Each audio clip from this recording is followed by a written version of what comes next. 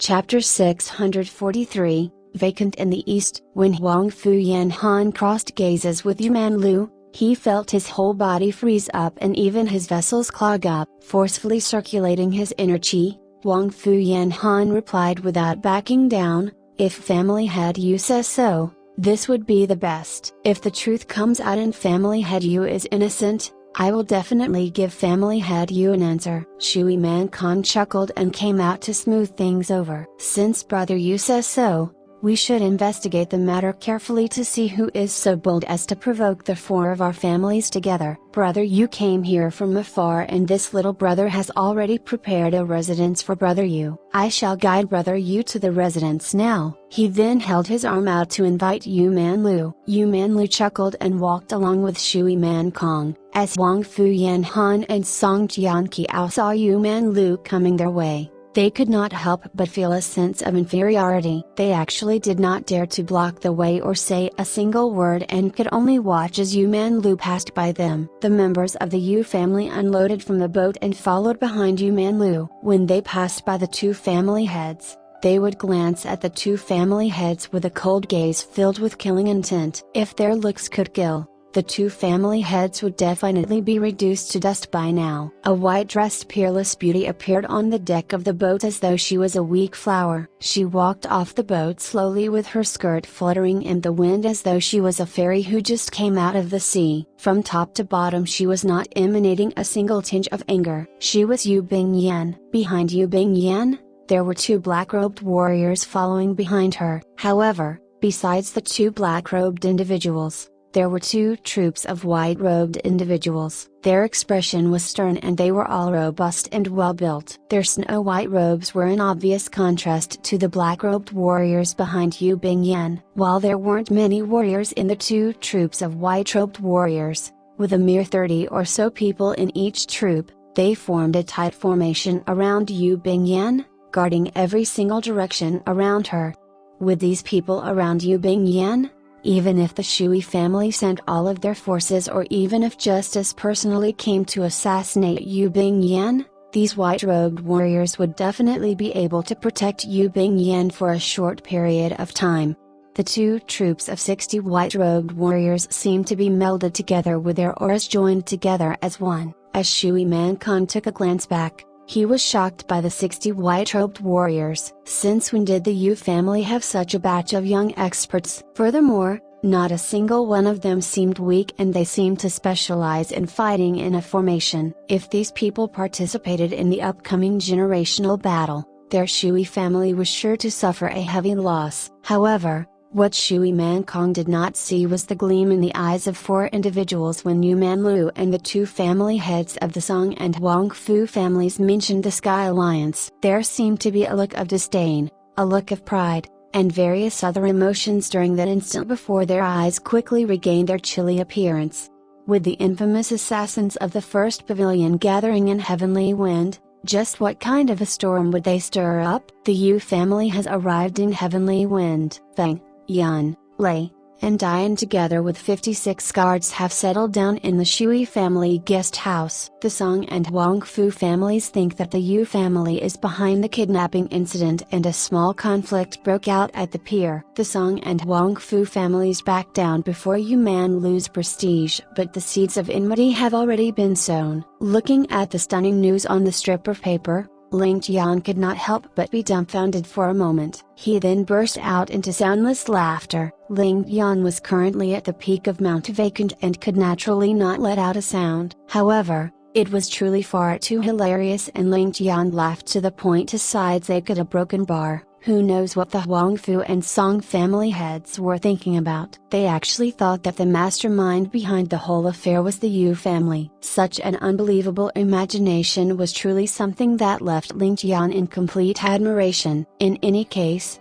Ling Tian just could not understand what these fools were thinking. After calming himself down and pondering for a while, Ling Tian then realized that there was some logic to pinning the incident on the Yu family. At the very least, it made more sense than to pin the blame on someone else like Ling Tian. Regardless of the timing of the incident or the benefits gained from the kidnapping, All the arrows truly seemed to be pointing at the direction of the Yu family. If someone were to tell the Song and Huang Fu family heads that this matter wasn't instigated by the Yu family but Ling Tian instead, these two individuals probably wouldn't believe it and would instead ask who Ling Tian was.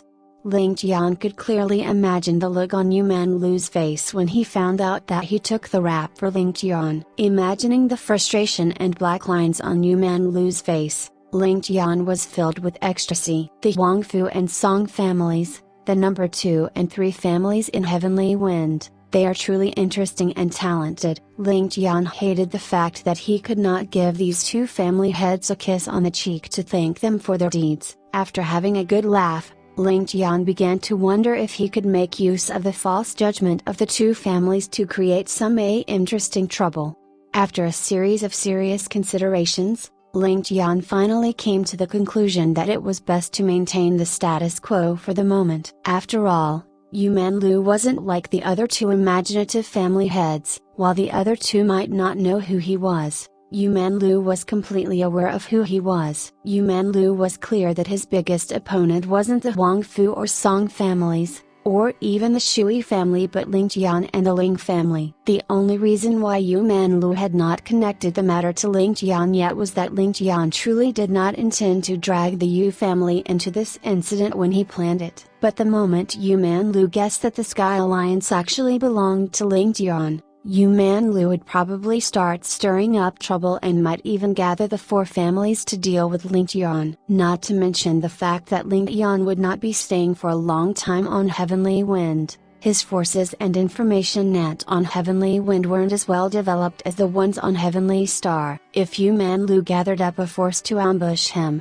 it would be too late even if he wanted to summon aid. Of course, Ling Tian could also attempt to wipe out all of the Yu family members in Heavenly Wind. However, the members of the Yu family who came to Heavenly Wind were all elites and numerous. After weighing the odds, Ling Tian just did not have the confidence of wiping out the Yu family. Besides that, the people from beyond heavens were also present and they might not stay out of the affair as his methods were pretty underhanded. Thus, after pondering for a long while, Ling Tian decided to ignore the huge temptation in front of him. After all, he was treading on a thin line and the slightest mistake would turn the currently good situation around. Since the confusion was already created and it was to his benefit, it would be already ideal if the confusion could be maintained. Since the Yu family was here, Bing Yan should be here as well. Ling Tian suddenly felt his heart warm up as the image of the gentle Yu Bing Yan appeared in his mind. Ling Tian was truly fond of her weak-looking appearance along with her resolute heart that could only contain him. That lady was weaker than most others yet had fought her illness for a full 17 years. Furthermore,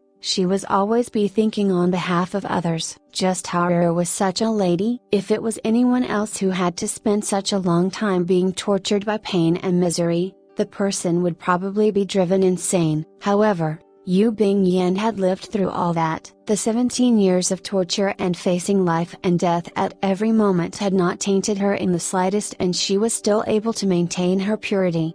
In front of Ling Tian, Yu Bing Yan would never fight for his favor and would always submit to Ling Tian in everything with complete trust in him. She would never disobey his words and this was true even in bed. Even though she would always be extremely shy, she would still follow Ling Tian's request and perform whatever Ling Tian requested. A broken bar. For a man to have such a wife, what else could he ask for in this life? Yu Bing Yan's personality was extremely similar to Ling Tian in many ways and this was also the reason behind why Ling Tian would show an exceptional amount of care for her. Thus, apart from Ling Tian, Yu Bing Yan was the second lady that Ling Tian accepted. Perhaps I should find some time to visit this lass, Ling Tian thought to himself. Following the arrival of the Yu family, the defenses of Mount Vacant were indeed loosened up in the east and west and the Shui family moved its defenses to the middle of the mountain. They had truly surrounded the middle of Mount Vacant and created an airtight defense. This also made it easy for Ling Tian to go searching for his treasure. He snuck in early in the day and not a single person noticed his presence. Sitting on top of the branch of a pine tree,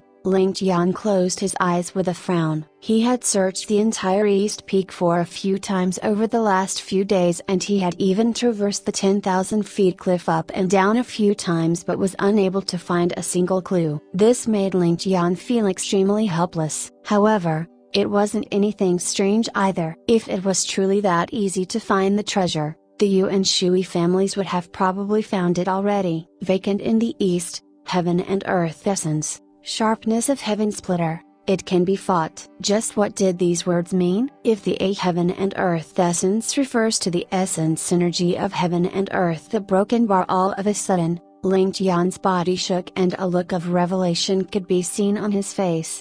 Essence energy of heaven and earth? What was considered the essence energy of heaven and earth? Ling Tian's thoughts sunk into his memories as he slowly filtered through any useful information he could find. The human body and spiritual fruits can only be said to be born from absorbing the essence of heaven and earth, but cannot be said to be the essence of heaven and earth. The true essence of heaven and earth is formed by the condensation of the essence energy of heaven and earth. I know what to find. The essence of heaven and earth would only exist where the spiritual energy is the densest. It should be where the vegetation is lush with spiritual herbs abundant. As long as he finds this place, Ling Tian wouldn't be far from solving the mystery. At that time, as long as he narrowed his area of search, it shouldn't be too difficult for him to find this secret with his cultivation. Having come to this conclusion, Ling Tian felt his body relax. Ling Tian's body shot out like an arrow and his gaze was fixed on the vegetation on the mountain. As long as he could find the place where the vegetation was lush, or perhaps different from the others, it may be where the essence of heaven and earth was located.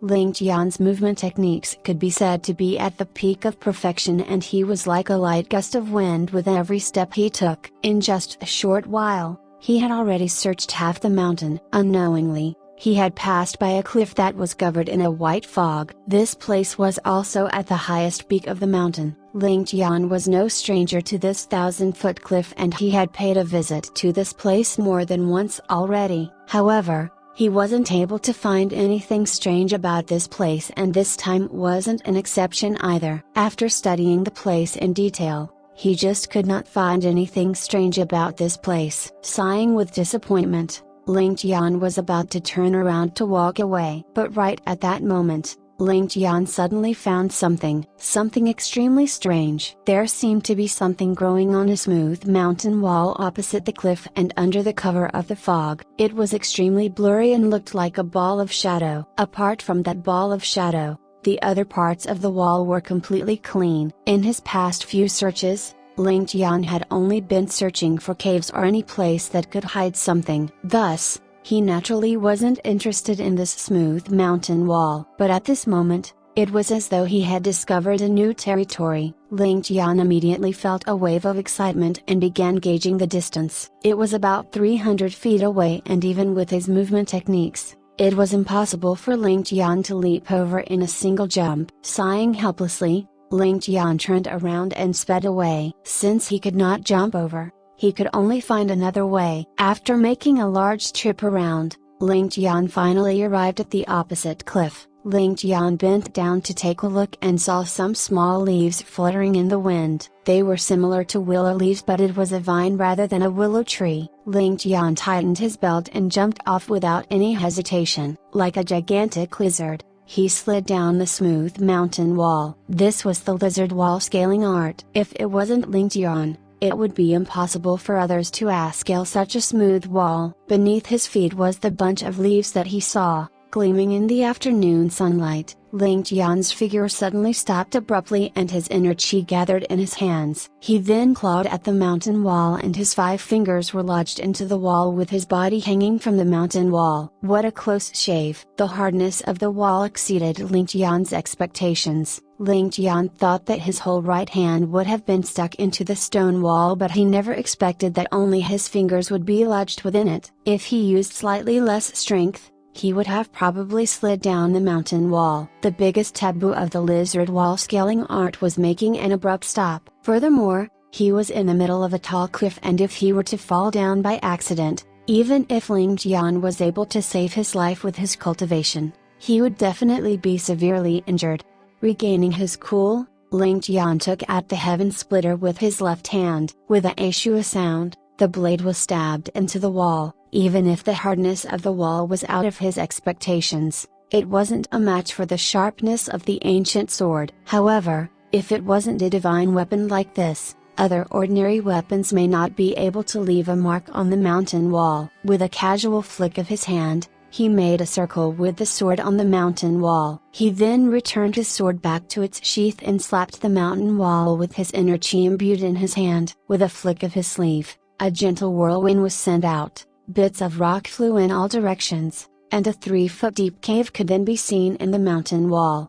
Being in the territory of the Shui family, Ling Tian would not dare to create too big of a commotion. If he ended up attracting the Shui family, while it wouldn't be difficult for him to escape, the treasure that he had been looking for would end up belonging to the Shui family. How could Ling Tian do something as foolish as that? Thus, it was best for him to ensure that he didn't make a sound. After a few rounds of digging, the size of the cave was large enough to hold a person. Pulling his right hand out from the mountain wall, Ling Tian entered the cave. The lush green leaves were in front of his eyes but were currently covered with stone bits. Ling Tian stretched his arm out and wiped the dirt off the leaf before taking a close look at it. All of a sudden, Ling Tian let out a gasp of shock. King Solomon's seal? How can this thing grow out of such a hard rock wall? While King Solomon's seal usually grew in the mountains and wasn't particularly rare, it usually grew in the cracks of rocks or underneath rocks. Ling Tian never imagined that King Solomon's seal could even grow in this place where the rock wall was even harder than steel. Ling Tian really could not help but be startled. Following the vines,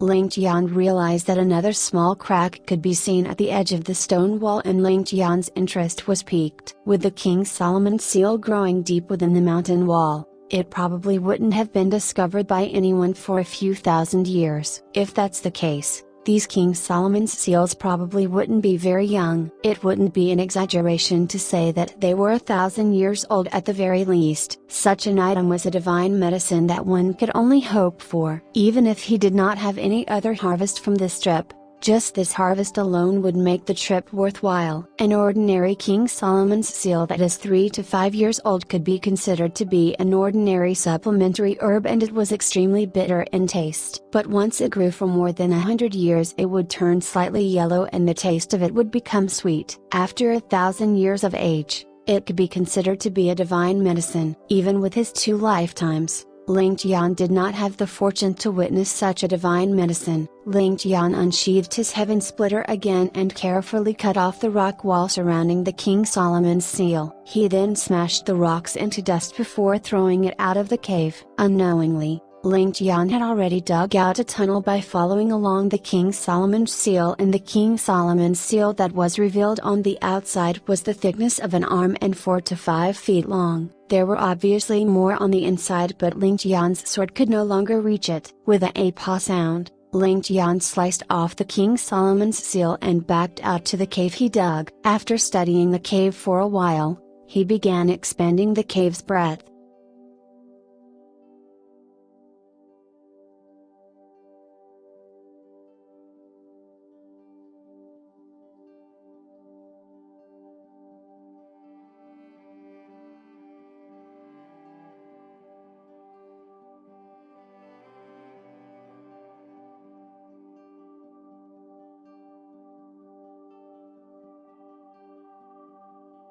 Chapter 644, Heaven and Earth Essence. If he were to dig up the King Solomon's seal from the outside of the mountain wall, Ling Tian was afraid that the large hole would alert the patrol guards. Thus, he decided to dig a deep hole from within instead. A short while later, Ling Tian had already dug to the place where he previously sliced off a piece of the King Solomon's seal. Afraid that he might damage the herb and cause it to lose its medicinal effect, Ling Tian dug carefully for a full hour before finally being able to dig up the whole herb. The hard rock wall surrounding the herb constrained it to the point it was flattened. To Ling Tian's surprise, he realized that the color of the innermost herb was actually pure white in color. The herb that was exposed on the outside was red in color, and it gradually turned pink before becoming white in color as it extended inwards. With just a sniff of the herb, A fragrance assaulted his nostrils and Ling Tian felt a wave of comfort extending across his whole body. While Ling Tian was unable to estimate the age of the King Solomon's seal in his hands, he was sure that it definitely wasn't anything ordinary and would be 1,000 years old at the very least. Breaking off a section of the white herb and throwing it into his mouth, Ling Tian felt a cooling sensation go down his throat. Ling Tian then circulated his inner chi to refine the herb as he observed the changes in his body. A short while later, Ling Tian was surprised to realize that while his inner chi did not grow, the meridians in his body became firmer and they seemed to have become more flexible at the same time. Ling Tian's meridian channels should have expanded to their maximum without the chance for them to expand further. But as the herb nourished his meridians, Ling Tian was shocked to realize that there was the chance for his meridians to achieve yet another breakthrough. To think that the aged King Solomon's seal was actually a herb to stabilize one's foundations. With such a herb, Ling Tian was confident in raising the strength of Ling Jian and the rest to another level. Furthermore, it wouldn't affect the growth of their martial arts and would not result in a bottleneck for them in the future. Most importantly, there wasn't a risk of them entering into cultivation deviation because of an inability of their meridians to withstand the growth.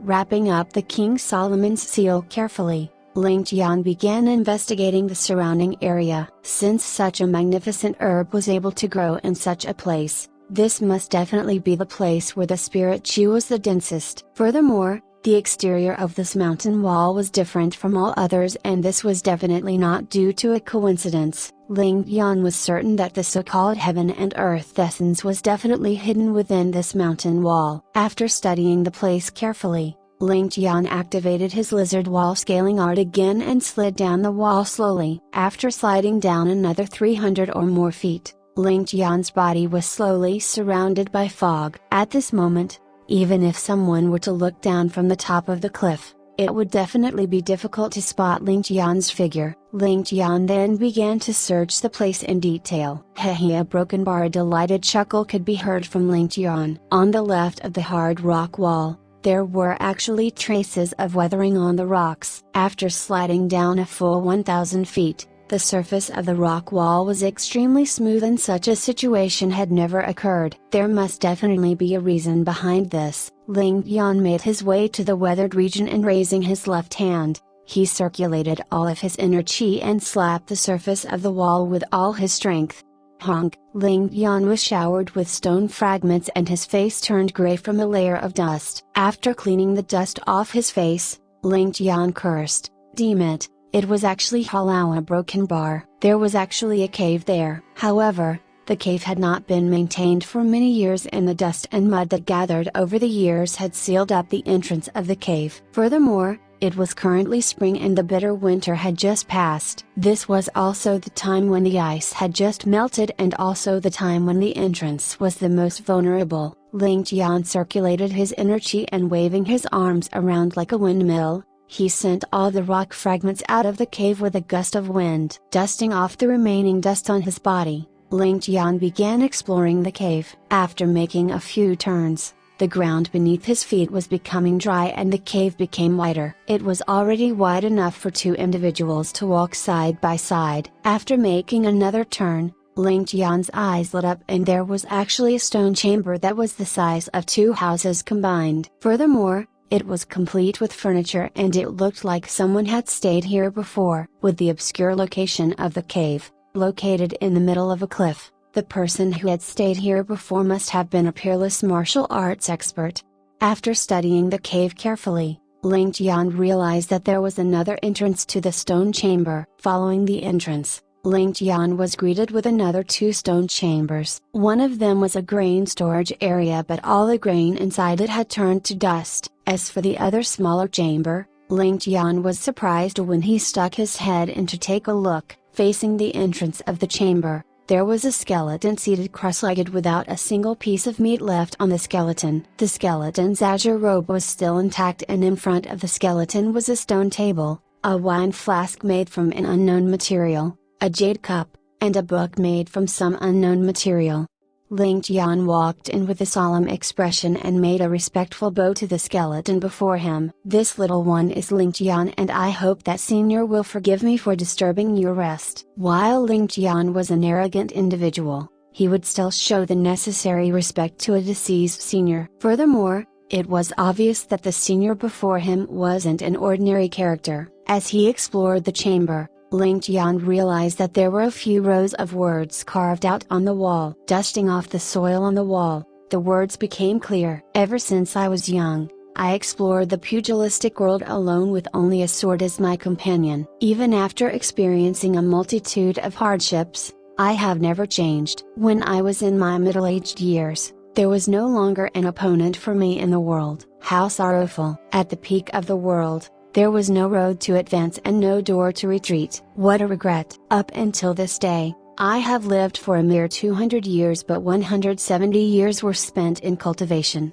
I have no wife or children and can be said to be a lonely man. Before my death, I asked the heavens, what is the meaning of life? What is joy?" With my graying hair and knowing that I do not have much longer to live, I spent more than 10 years roaming the continent. I found this place by coincidence and realized that the essence of heaven and earth was gathering in this place. After the passing of many years, this place became a naturally formed spirit vein. With the presence of the spirit vein, there must definitely be a treasure in this place, and I spend my time searching for it. After a month of searching and digging, I arrived at this location and realized that the heavens wanted my death. Hiding 3 feet below this chamber were spirit stones that had been bathing in spirit energy for 10,000 years and had turned into spirit milk. However, I was still a step early. While the spirit milk was formed, it had not matured. If I chose to consume it, there would only be harm without any benefits. It would be the poison to speed up my death. Is all lost? The spirit milk will mature in 100 years, but I no longer have 100 years to wait. In a state of extreme despair, I decided to set my residence in this place. While I do not have the fortune to enjoy the spirit milk, this place can still strengthen my body. However, the will of the heavens cannot be altered by the efforts of men. I looked at the world with disdain all of my life and laughed proudly in the wind. I have no regrets in this lifetime of mine. I specially recorded down my peerless divine art and placed it in this cave as a gift to the fated individual. If a breath from the younger generation receives my divine art, it will be sufficient for you to roam unhindered in the pugilistic world. The human heart is filled with greed, and if the world knew of this place, slaughter would definitely ensue. I was fearless in the world all of my life and slaughtered countless individuals. However, I do not wish to see another bloodbath in the world after my death. I used a secret art to insert the secret of this place into the treasured jades that I carry along with me and the heaven splitter. Only a fated individual will be able to find the secret within. The one who obtains this treasure must definitely be a blessed individual, and you can do as you wish. Junsan Tian's last words. Junsan Yan, who was he? Perhaps the traces of this character had been lost through the passing of time. However, Ling Tian was certain that this Junsan Yan was definitely a heaven-shaking figure in his generation. After Ling Tian checked the date, he was shocked to realize that this Junsan Tian had left behind those words 3,000 to 4,000 years ago. He could not help but suck in a breath of cold air. Ling Tian could not help but be filled with respect in his heart. The many words written on the wall before him were actually completed in a single breath with his finger. What kind of an energy would such a feat require? Such a feat was something that Ling Tian would never be able to accomplish with his current cultivation. If it was only writing a dozen or so words, Ling Tian would still be able to accomplish it. However, the few hundred words on the stone wall were completed with a single breath, and the last few words did not look any different in depth of appearance to the first few words. Such a level of cultivation was truly shocking. Even the current #1 expert in the world, Justice, would not have such a level of cultivation. To think that such a heaven-shaking figure actually died a silent death in this small stone chamber. The most admirable quality of this senior was the breadth of his mind and heart. After finding a divine herb that he could not consume and would only mature in 100 years, this was definitely a huge blow to one's mental state. If a narrow-minded individual found such a treasure that he could not consume, He would definitely destroy the whole place in a fit of rage. Since I can't have it, no one else can. However, this senior did not do such a thing and had even made detailed arrangements to pass it on to the future generation. Such a breadth of mind was something that no ordinary individual would be able to compare to. Furthermore, this senior had inscribed the words "A do as you wish" at the very end, and these words were enough to show that he wasn't a false gentleman but someone who followed his heart and did as he wished. He also did not leave behind any restrictions or hypocritically speak about saving the entire world. This was something that Ling Tian truly admired. Ling Tian looked at the seated skeleton and respect could be seen in his eyes. Walking in front of the stone table, Ling Tian picked up the book and flipped it open. There were 5 different martial arts recorded within it. The first was the Supreme Divine Formula, second Supreme Sword Art, third Supreme Palm Art, fourth Supreme Finger Art and fifth Supreme Movement Art. From the names of the martial arts, it was obvious that these martial arts were named by Junzan Yuan and might have even been created by him. Supreme. This word was one that Ling Tian truly agreed with. While it was undeniably arrogant, from the words on the wall, the word "A Supreme" was truly a fitting description. Even right now, there wasn't anyone who could exceed this Junzan Tian in cultivation. The thing which Ling Tian found the strangest was the fact that he had never heard of this character. With his martial arts, breadth of mind and charisma, he should be a legendary character even after 10,000 years. But for some reason, such a name could actually be buried in history without a single mark being left behind. This was something which Ling Tian truly felt to be regretful. Imagining the peerless martial arts of this senior and his suave appearance as he roamed unhindered in the pugilistic world, Ling Tian could not help but wish that he could have witnessed it himself.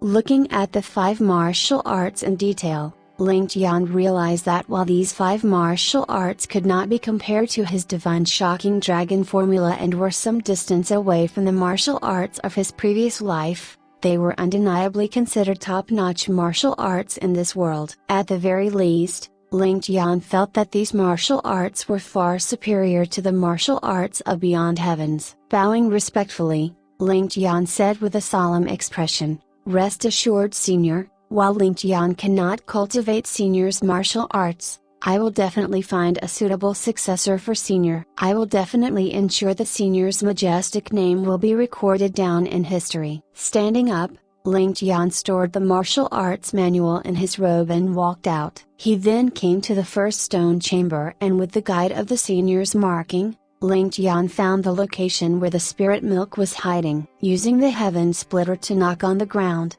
Ling Tian finally understood what the last 2 phrases in the jade pendant meant. Sharpness of heaven splitter, it can be fought. The ground beneath him was even harder than the mountain wall on the outside. If he used an ordinary weapon to slash down at this place, he wouldn't be able to leave behind a mark. Without a top-grade divine weapon, it would be a dream for one to break apart the ground. Naturally, the black iron sword that Ling Tian crafted could do it, but this was something that Junzan Tian wouldn't know. After all, only a divine weapon like the Heaven Splitter would probably be able to have such sharpness in his generation. With Ling Tian's strength and the sharpness of the Heaven Splitter, Ling Tian actually needed more than 2 hours before he was finally able to break open the ground and dig down 3 feet deep to reveal a piece of snow-white jade. Upon touching it, Ling Tian could feel its warmth, but it was extremely hard. Ling Tian carefully shaved the surroundings of the jade piece down and grabbed onto it with both of his hands. Circulating his energy and letting out a grunt,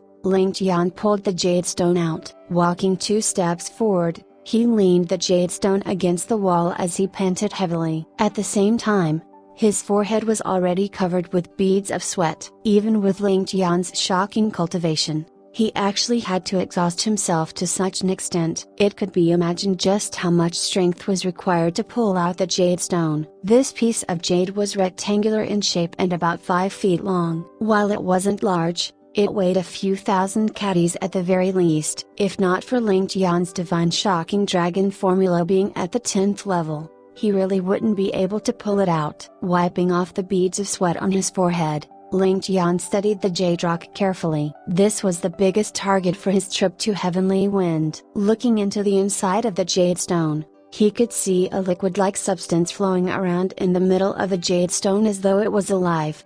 Making a small mark on the jade stone, Ling Tian circulated all of his inner chi and slashed down onto the jade stone with all of his strength.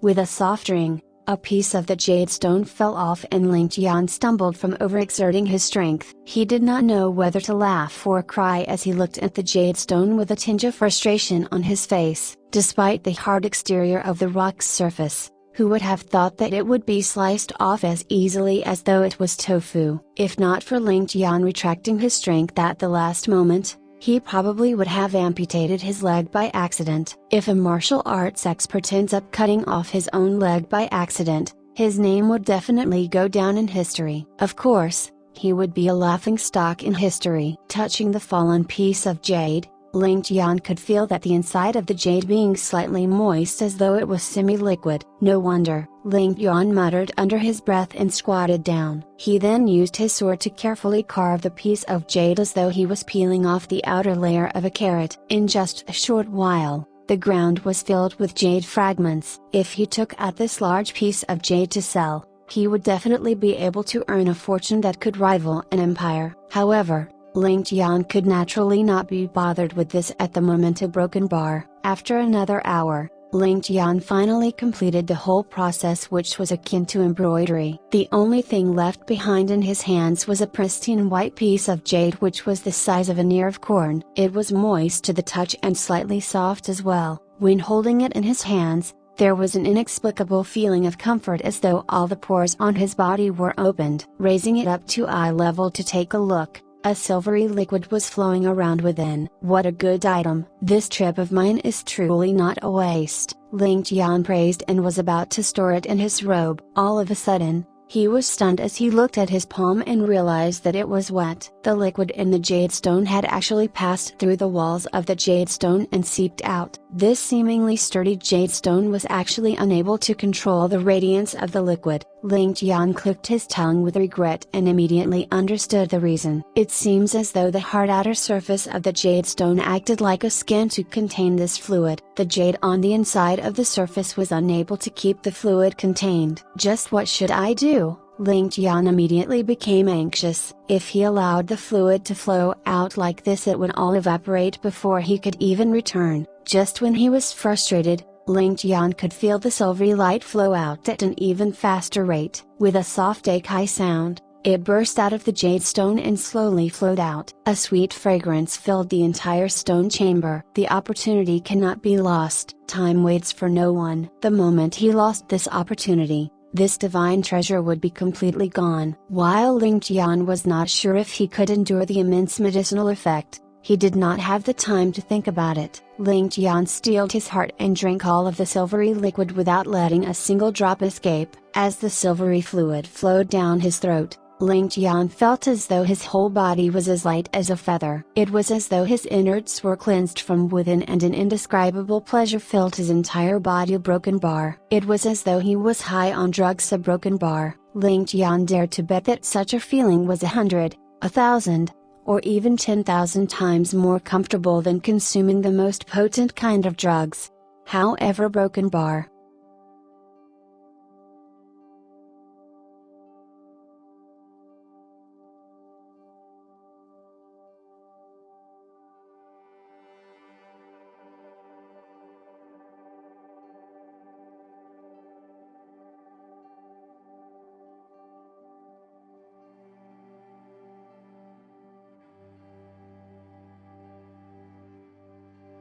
Chapter 645, Fortune. At this moment, Ling Tian had already forgotten about everything else. Even when the silver light had disappeared completely into his mouth, Ling Tian still held the jade piece at his mouth and squeezed it with all his might. After making sure that there was nothing left within the jade piece, Ling Tian put it down with regret. Too delectable. This is truly too delectable.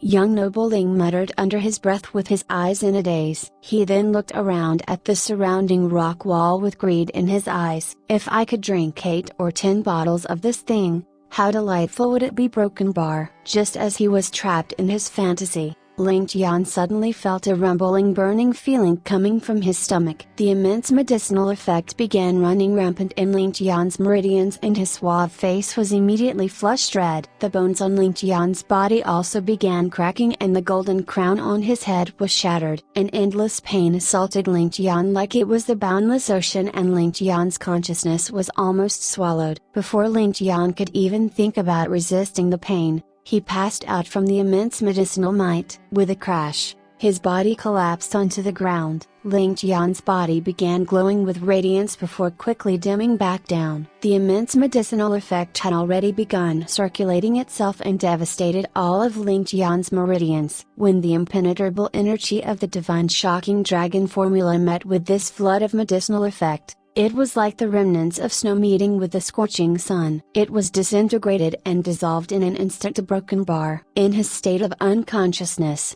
Ling Tian's body rolled around in pain and the muscles all over his body could be seen swelling up. The veins and arteries in his body could also be seen clearly through his skin as though they were about to break out of his body. The pores on his body began opening up and a thin black substance began oozing out of Ling Tian's body. Ling Tian's body temperature began increasing and his skin grew redder and redder. The flow of blood in his arteries also sped up rapidly and it could be seen with the human eye. White gas began emanating from Ling Tian's body and the gas grew thicker and thicker until a white fog covered the whole stone chamber, a broken bar.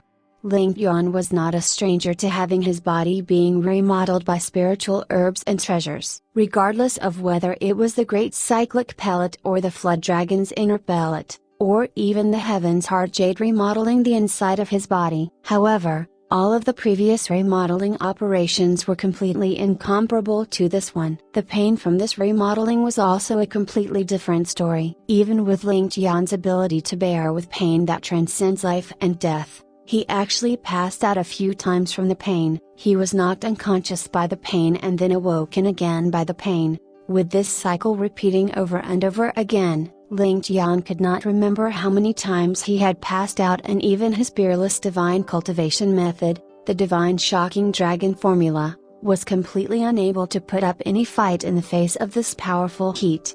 However, the situation this time was completely different than with the Heaven's Heart Jade. The last time, his whole body was covered in blood, but the bulk of the energy had been absorbed by Ling Tian's body. While the excess energy entirely ravaged the surface of Ling Tian's body, his innards were unharmed. If not, even with Justice's mystical medicinal skills, he wouldn't have been able to help Ling Tian recover to his peak state in a mere 5 to 7 days.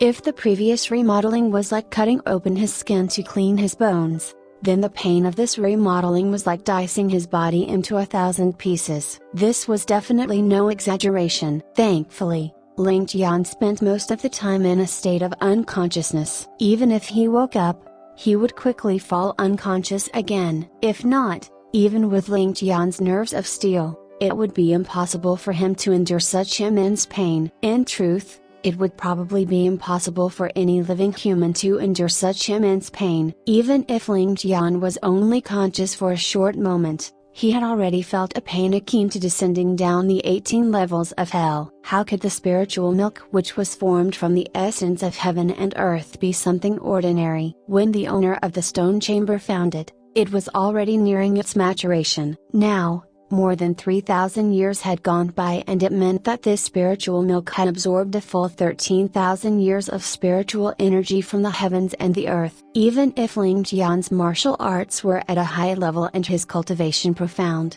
just how many years had he been cultivating for? For this immense energy to not cause his body to explode on the spot, it was already the biggest fortune. In the face of such immense energy, even if the #1 expert in the world Justice swallowed it, he would definitely be reduced to dust. Of course, with Justice's mystical medicinal skills, it was impossible for him to take such a huge risk like Ling Tian. He would definitely have a more appropriate and proper method to consume it. He might even be able to refine it into a large batch of spiritual elixirs and would definitely not waste it like Ling Tian. Ling Tian's cultivation was naturally incomparable to Justice, and he also did not have the medicinal skills of Justice. However, he had something that Justice did not have, and that was luck. Ling Tian had too many advantageous conditions that allowed him to escape from exploding into smithereens. First, Ling Tian had experienced the cleansing of walking through the Yellow Springs Road. Being a character of 2 lifetimes,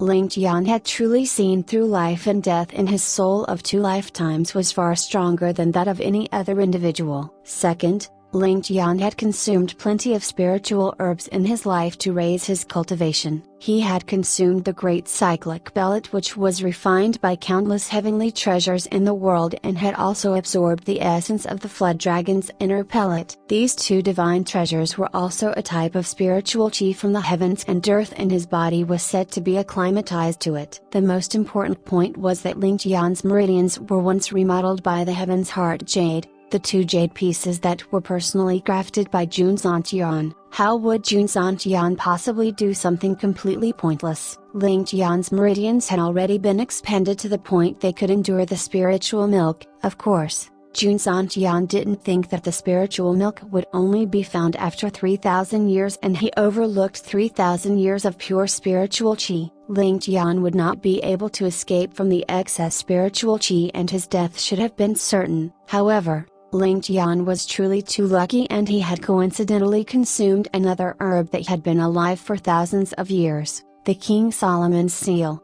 While the King Solomon's seal also had a potent medicinal effect, it was gentle in nature and was not like the violent spiritual milk. At the same time, it strengthened the already expanded meridians and made Ling Tian's meridians become more flexible, allowing his meridians to have the room for improvement above their limits. With this series of coincidences, Ling Tian was able to barely endure the frightening energy and gain a huge benefit. It can't be said that Ling Tian was kind of lucky, but it was more accurate to say that he was lucky to the point his fate could be changed.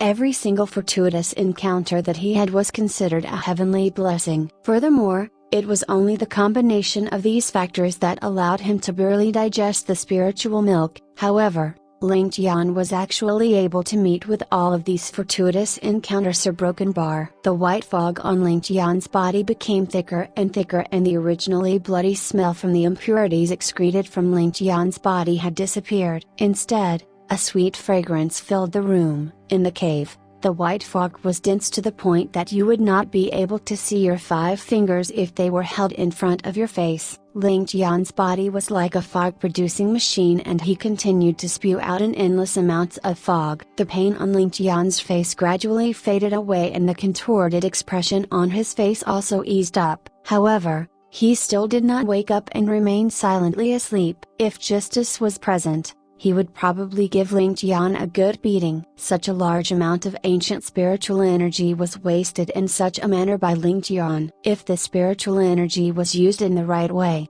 the benefits from it would be unimaginable. Time passed by slowly, and the white fog surrounding Ling Tian's body stopped moving. It gathered around the surface of Ling Tian's skin and seemed to form a gigantic cocoon, glimmering brightly with a rose gold color or a broken bar. Ling Tian, who was currently unconscious, would naturally be unaware about this. At this moment, the heavenly wind continent was already thrown into complete chaos. Yu Manlu brought his forces to heavenly wind with absolute confidence in his victory. His only target was the Shui family, and to help his biggest rival, Ling Tian, create enmity with the 1,000-year-old family, Water of Heavenly Wind. As long as he could destroy both Ling Tian and the Shui family, the world would be within his grasp. Who would have thought that trouble would find him as soon as he departed from the boat? The frustration in his heart could be easily imagined. The Shui family would naturally be filled with enmity towards the Yu family. However,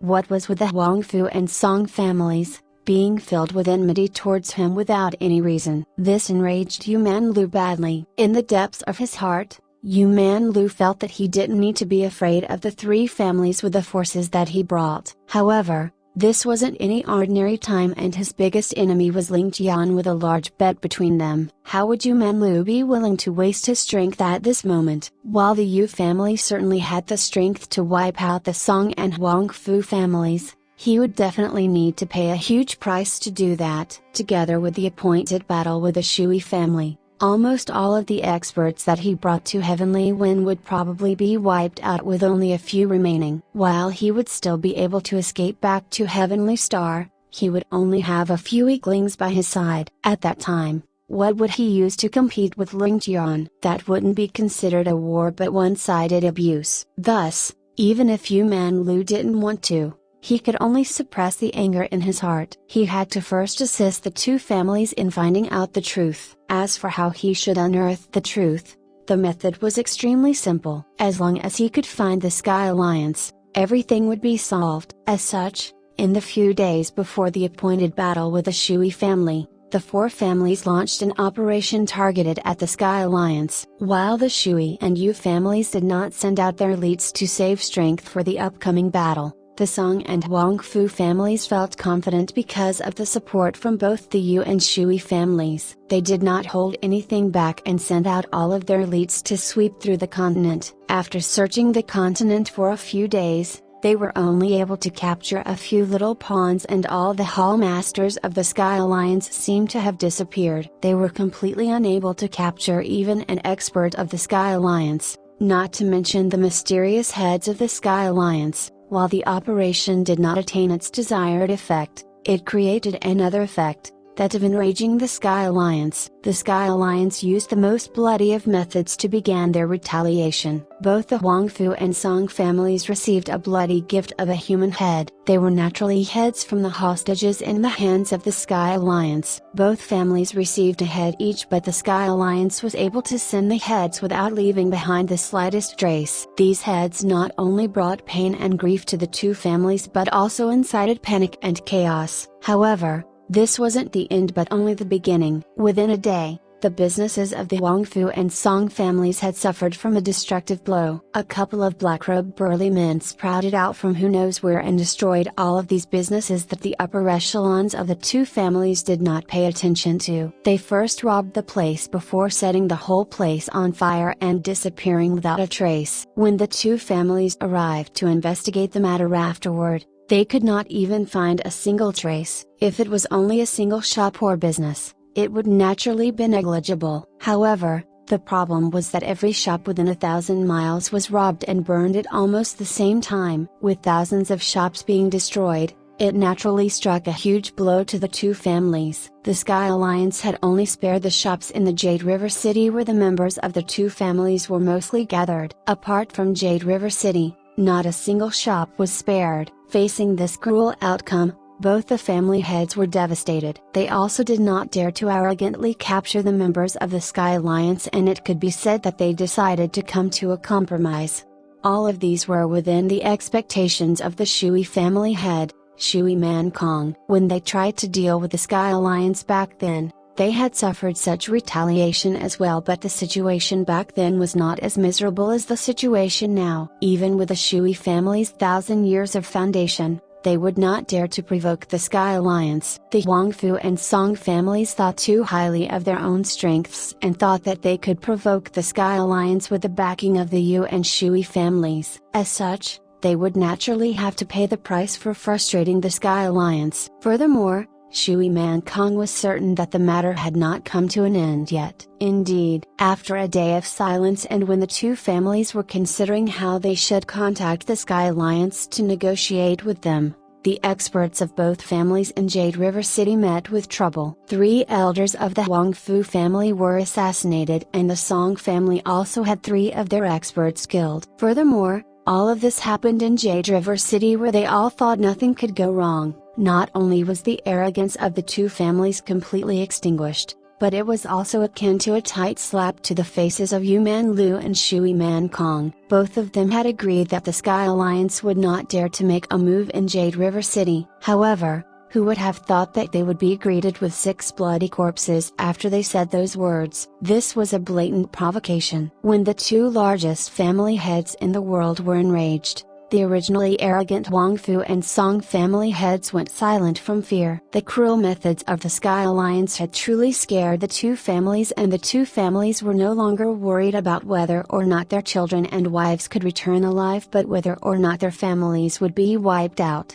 Shui Man Kong wasn't too enraged as he was clear with the Sky Alliance's forceful methods. However, Yu Manlu was angered beyond reason. He was far too used to having everything go his way in Heavenly Star, but everything had been going against him ever since he stepped onto Heavenly Wind. How could he not be mad? Of course, the Huangfu and Song families no longer suspected Yu Manlu any further. With things developing to such an extent, as long as they weren't fools, they would be able to tell how ridiculous their original conjecture was. Not only did they offend the Yu family for no reason, the danger that they felt from the Sky Alliance was also more and more severe. However, both Wang Fu Yanhan and Song Jianqiao did not have the mood to think about the outcome of offending the Yu family at the moment. After all, that would only happen in the future, and the Yu family would not deal with them until after the battle or conquering the world. The party who they should be the most worried about was the Sky Alliance. They were the biggest danger that the two families were about to face. The past few days,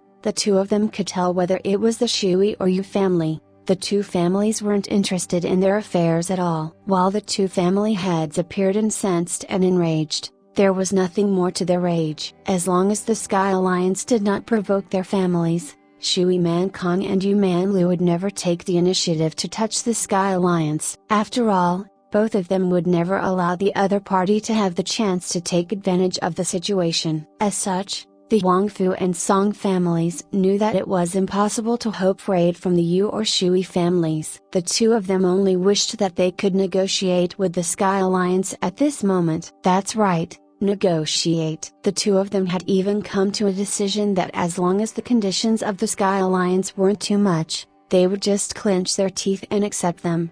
Today, the sun was hung up in the sky without a single cloud in the surrounding 100 miles. However, both Wang Fu Yanhan and Song Jianqiao felt a bleakness and chill in their hearts. It was only 3 days away from the appointed battle between the Shui and Yu family. The two hidden sects in Heavenly Wind and Heavenly Star, outside heavens and beyond heavens, had also sent their representatives to Jade River City. The representatives were then received by the members of the Shui family into the castle at the middle peak of Mount Vacant. The #1 expert of the Shui family, Shui Wubo, had also finished his seclusion and walked out. Almost all the peak experts of both the continents were gathered here at this moment. Whenever two individuals crossed gazes, as long as they weren't from the same power, they would definitely be filled with battle intent. Even when they were facing the members of the two hidden sects, the members from the two families would also be eager to give them a try. The atmosphere in the place became extremely nervous as the days passed. A hidden killing intent seemed to have risen and formed a bloody cloud above the castle of the Shui family. 3 days later,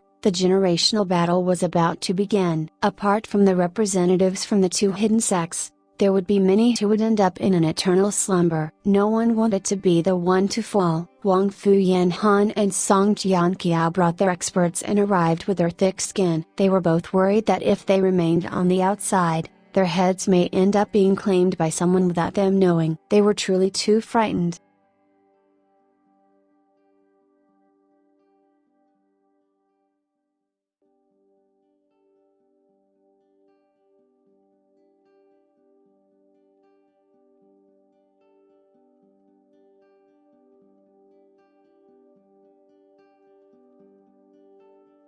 Chapter 646, Banquet. Wang Fu Yanhan and Song Jianqiao were both extremely clear that while the Shui family castle was filled with killing intent at every turn, it was the safest place for them. At the very least, the members from the Sky Alliance would not dare to infiltrate this place. Their #1 priority now should be to protect their own lives. In the middle of the hall, a banquet was laid. Regardless of whether they were enemies, friends or the judges from both the hidden sects, not a single person was missing. After this meal, it would probably be impossible for these people to have the chance to dine together again. Among all of the people present, there would be a portion of them who would not have the chance to have another meal. This meal was considered a sacred feast for both the Yu and Shui families. Regardless of whether they were enemies or friends, this was the final parting feast. Historically, this meal before the battle was also the final attempt of the two hidden sects to resolve the hatred between both the families from 1,000 years ago. However, this meal did not have any effect and rivers of blood were still created. At that time, The sect heads of both the hidden sects led out alongside to the heavens. Who would have thought that the banquet organized by both our sects would become the final meal for so many experts? From then on, a rule was created. Before the final battle, the two families must gather together for a banquet. This banquet was the declaration of war and also their final goodbye. After the banquet, regardless of life or death, both the families would have to live peacefully for the next 60 years. All of their grievances and enmity would be settled after the banquet. If the battlefield was in Heavenly Star, the Yu family would naturally be the host. In Heavenly Wind, the Shui family was naturally responsible. This had never changed for the past 1,000 years. However, the meal this time was a little different than before. In the past, no one apart from the two sects would participate in this feast, but there were two additional individuals today. They were naturally the thick-skinned Wang Fu Yan Han and Song Jian Qiao. This was the first time a bystander was present during their banquet. All of their faces were solemn. Shui Man Kong was seated on the master's seat, and beside him was the skinny number one expert in the family, Shui Wubo. Going down from there, the ones seated were the three cousins of Shui Man Kong, and finally, it was Shui Qi Honor. Below Shui Qi Honor were then the 200 experts of the Shui family taking part in the upcoming battle. Shui Man Kong was seated down silently without any expression on his face. No one would be able to tell the chilliness hidden within his eyes when he looked at his three cousins and the 200 participating Shui family warriors. Currently, Shui Man Kong's hatred towards them had actually exceeded his hatred towards the Yu family. For the Yu family to scheme and plot against him, it was only to be expected, as their families were enemies. Even if he died in the hands of the Yu family, Shui Man Kong would not let out a single complaint. As someone from the pugilistic world, it was only natural to die in the hands of his enemy. It was just like how a general would wish to give his life on a battlefield. However, for the members of his own family to plot and scheme against him with nefarious intentions, this was an unforgivable sin. On the opposite of Shui Man Kong and in the master's seat of the guest seat was Yu Man Lu. Below him was Yu Man Tang, Yu Man Tian, and Yu Bing Yan. Following them were the 200 Yu family white jade experts led by 16 elders of the Yu family. Their faces were all extremely calm, as though they were having an ordinary meal. In the midst of the silence, Shui Wubo's cold gaze suddenly looked towards Yu Man Lu. Among all of his opponents, the only person who he considered as an equal was Yu Man Lu. Yu Man Lu, who was originally seated calmly, felt Shui Wubo's gaze and welcomed it with a smile. The moment the two of their gazes crossed, both of their bodies trembled imperceptibly. The way the others saw it, these two gazes of these two individuals only met by coincidence, but waves were generated in Shui Wubo's heart. He naturally knew that he was the one who took the initiative in their exchange, and Yu Man Lu had only welcomed his gaze. Despite Shui Wubo taking the initiative and Yu Man Lu being on the passive side end, the two of them were still evenly matched. The superior individual was immediately obvious. Yu Man Lu's martial arts were actually a level higher than his. This was Shui Wubo's conclusion. This conclusion made Shui Wubo's heart turn heavy. Shui Wubo originally thought that with him around, no matter how powerful the Yu family was, the victory of the number one expert should be firmly in their grasp. Who would have thought that Yu Man Lu's martial arts were actually at such a level? This made Shui Wubo puzzled. He had spent all of his attention and energy in cultivating, and his current attainments in his martial arts were only natural. However, as the family head of the Yu family, Yu Man Lu should have been bogged down by all of his responsibilities. Just how then did he cultivate to such a level? With regards to the hidden exchange between these two individuals, there weren't many present who could tell. However, the eyes of those from beyond heavens and outside heavens glimmered slightly. Shui Man Kong also frowned slightly, and a few other experts from the Yu and Shui family camps looked at each other with a knowing gaze. In a corner where no one was paying attention to, Shui Qi Honor and Yu Bing Yan looked at each other with a mischievous expression. Shui Qi Honor grinned slightly and Yu Bing Yan made a funny face. However, the expressions on both their faces quickly returned to normal. The servants of the Shui family served up an endless amount of dishes. In the gigantic hall, apart from the footsteps of the servants and the sounds of the cutlery being placed on the table, No other sound could be heard. The atmosphere within the room was stifling to the extreme. It has been 120 years and we are gathered in this hall again. It is truly a joyous occasion. As the host of this place,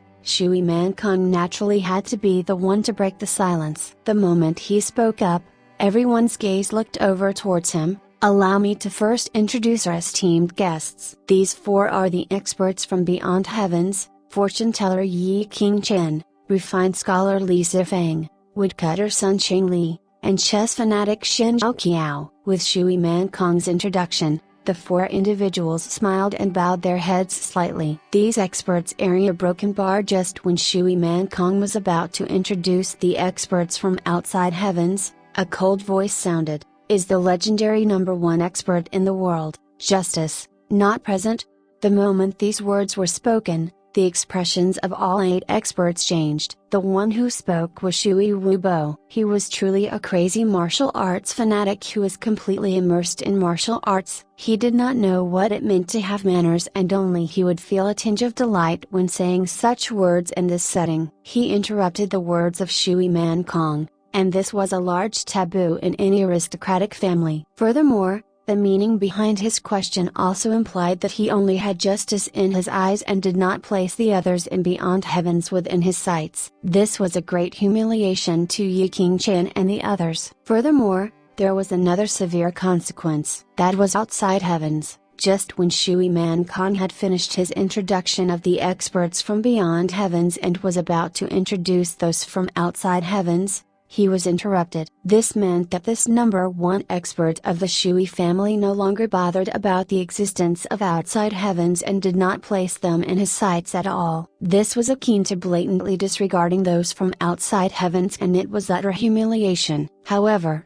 Shui Wubo did not have the intention of committing the above 3 transgressions. He did not have the intention to humiliate his family head, look down on Yi Qingchen and the others, or disregard outside heavens. He was only extremely interested and filled with respect towards the #1 expert in the world, Justice. When he noticed that his family head did not introduce Justice's name, he naturally could not help but ask about Justice. But in the ears of others, this simple question of his seemed sufficient to stir up a bloody battle. With Shui Wubo's status, Shui Man Kong couldn't possibly openly give an explanation for Shui Wubo and say that Shui Wubo didn't know how to speak appropriately in such circumstances. Shui Wubo would also not bother giving any form of an explanation and thus caused the huge trouble that came with those words. Feeling the 8 unfriendly gazes filled with anger being fixed on him, Shui Wubo let out a grunt and glared back at them without backing down. You guys actually dare to provoke me? Are you guys sick in the mind to provoke me at such a time? Do you think that I, Shui Wubo, will be afraid of you? Yi Qingchen glanced at Shui Wubo before signaling to his companions to calm down. With his experience, he naturally understood that this wasn't the time to incite trouble. His 3 companions let out an unsatisfied grunt and sat down. Even if Yi Qingchen did not want to blow things up, it didn't mean that the others wouldn't. An outside heavens elder with a hooked nose like an eagle's beak said with an unfriendly and chilly tone, I wonder what Elder Shui Wubo mean by those words? Shui Wubo's disregard of their outside heavens had enraged him. In the past 1,000 years, regardless of how hard-working they were, their outside heavens would always be suppressed by beyond heavens. During their generation, there was finally the chance to turn things around, and there were a few outstanding disciples in their sect. Outside heavens originally thought that they could finally make a comeback, but someone like Justice had actually appeared in beyond heavens, suppressing them even more miserably. They were originally extremely depressed by this matter, and in this banquet where both their sects had an equal status, Shui Wubo had actually interrupted the introduction for their sect. Furthermore, Shui Wubo had interrupted their introduction just so he could ask about Justice. How could they hold back their rage? Shui Wubo was taking things too far. Shui Wubo glanced at the elder coldly and replied expressionlessly, I mean whatever you think I mean. Boom. The eagle-nosed elder was thoroughly enraged. He stood up and hollered, Shui Wubo, you dare to humiliate my sect? This old man will be lifelong enemies with you. Shui Wubo raised his head and looked at that elder with a hint of doubt in his eyes. Since when did I humiliate his sect? What an unreasonable fellow. Shui Wubo would naturally not be courteous in response and would not bother seeking an explanation. Become lifelong enemies with me? Do you think you are worthy? With your strength, do you really think you have the right to challenge me? The eagle-nosed elder was angered to the point his body began trembling and his tone changed. How preposterous, or broken bar. Shui Wubo disregarded that elder entirely and picked his glass up to take a sip of wine. Before the head of the family and head of this banquet had even offered a toast, Shui Wubo had already begun drinking on his own. This was obviously another extremely rude action. Yu Man Lu watched Shui Wubo from the side and he let out a chuckle. Elder, brother Shui did not have the intention to disregard you, but he just does not understand all of these formalities. Brother Shui Wubo is probably an individual who only has his sights on the peak of martial arts and doesn't care about anything else. When such a person heard that the #1 expert in the world, Justice, wasn't present, he naturally had to ask. I can assure you that Brother Shui did not have any other intentions. The members of the Shui family did not speak up to help explain things for Shui Wubo, but Yu Man Lu, who was their lifelong enemy, had actually taken the initiative to do so. This matter was definitely laced with strangeness. Shui Wubo's eyes lit up and a smile could be seen on his lips. Well said. Let me offer you a toast. He then lifted up his wine glass and offered Yu Man Lu a toast from afar. Yu Man Lu chuckled and held up his wine glass in response. These two individuals did not bother waiting for Shui Man Kong to announce the beginning of the banquet. Shui Wubo did it unintentionally, but Yu Man Lu did so intentionally. He originally had intended to watch the tigers battle from the side, but the trace of anger that flashed past Shui Man Kong's eyes reminded Yu Man Lu about the rumors of an internal conflict within the Shui family. An idea immediately flashed in his mind and he stood up to speak for Shui Wubo. If he did not help Shui Wubo to give an explanation, Shui Man Kong would not be so angry. Currently, Yu Man Lu was certain that he had created a rift between the Shui family #1 expert and the family head. Regardless of the outcome of the upcoming battle, this rift wouldn't disappear. If they were to fight because of this and break out in a huge internal battle, drawing their swords and killing each other, that would naturally be the best a broken bar. The eagle-nosed elder looked at Shui Wubo with rage still burning in his eyes. A long while later, he sat down heavily onto his seat after the persuasion of the other two outside heaven's experts. Right at that moment, a chilly aura suddenly burst forth from the entrance of the hall. Yu Man Lu, Shui Wubo, and Shui Man Kong's expression changed immediately and their sharp gaze was fixed on the door as though they were facing a powerful enemy. Those who noticed this sudden action of the three also looked towards the door. A clear voice carrying with it the chilliness of the winds of hell then drifted in. The defenses of the Shui family truly live up to their reputation. I am truly filled with awe. I am here today to ask if family head Wang Fu Yan Han and family head Song Jian Qiao are here. Shui Wubo hollered in a chilly tone, "Who are you?" A powerful battle intent emanated together with his voice. He could feel that the martial arts of the person who had just arrived were no lower than his own. Since when did the heavenly wind continent have such an expert? To think that he was unaware of them. A short while after Shui Wubo's aura was sent out, the other party retaliated with his own aura, and killing intent enveloped the entire hall. Everyone in the hall felt their bodies turning cold. Battle intent was battle intent and it was different from killing intent. While Shui Wubo was the #1 expert in the Shui family and had a thick battle intent, he had not killed many in his life. Such a dense killing intent was one that could only be condensed with an endless amount of killing. Such a killing intent treated human life like dirt. Even if Shui Wubo's martial arts were 10 times more accomplished, he would never be able to possess such a killing intent. The matter which was unfolding before their eyes was truly a strange one. Almost all of the experts in the world were gathered in this hall today and someone actually dared to provoke them under such circumstances. Everyone immediately felt as though they were in a dream. Just who was so bold? Could this person be Justice from beyond heavens? However, even if Justice knew how to change his appearance, Wasn't the appearance of the person before them too young? He didn't look much older than a teenager. In truth, the age of this outrageously bold boy was no different from a teenager. Shui Wubo snorted and he shot out towards the door. A brilliant splendor could be seen in midair and his sword was unsheathed. His sword charged forward with an unstoppable might. Underestimating the enemy was something that would happen to anyone else in the room today except for Shui Wubo. He was a martial arts fanatic who would not think about anything other than martial arts. Even when facing an ordinary civilian, he would never underestimate the enemy and would go all out. While the sword strike of his looked extremely simple, it contained all of his strength. His sword charged forward with unstoppable momentum. Regardless of whether or not the incoming individual had good or bad intentions, this was no longer important. This sword strike of his would not be retracted. He would kill a deity if a deity was here and kill Buddha if Buddha was present. If it was anyone else, he would probably suffer under Shui Wubo's all-out attack and might even pay the price of his life. After all, there were far too few who would unleash their strongest attack at the start of the battle. This was also the thought of everyone in the hall. However, they were all disappointed together. The opponent that Shui Wubo is facing today, the person who was here to create trouble, was also an individual who would never look down on his opponent. He would always have his guard up and have his skills ready to unleash at any moment. Even if he killed a chicken or chopped wood,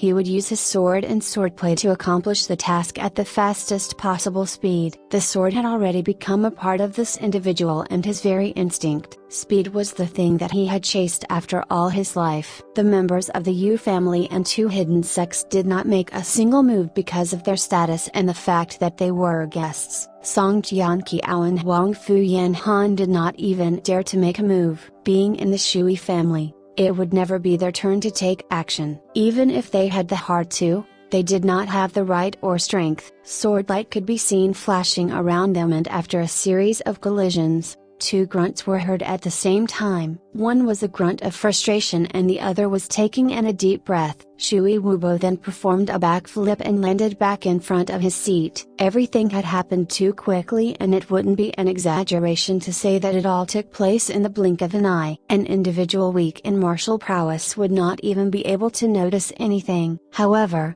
for all those present in the hall today, which one of them wasn't a martial arts expert? For this unknown expert to evenly match the number one expert in the Shui family, this was the best way to prove his status. However, things were far from over. Broken bar. A loud bang sounded and the door of the hall together with the two walls by the side of the door collapsed outwards. With a loud cloud of dust in the air, a black masked man stood at the entrance of the door. His cold gaze swept past everyone in the hall quickly. It paused for a short while on Yu Manlu before quickly returning back to Huang Fu Yanhan and Song Jianqiao.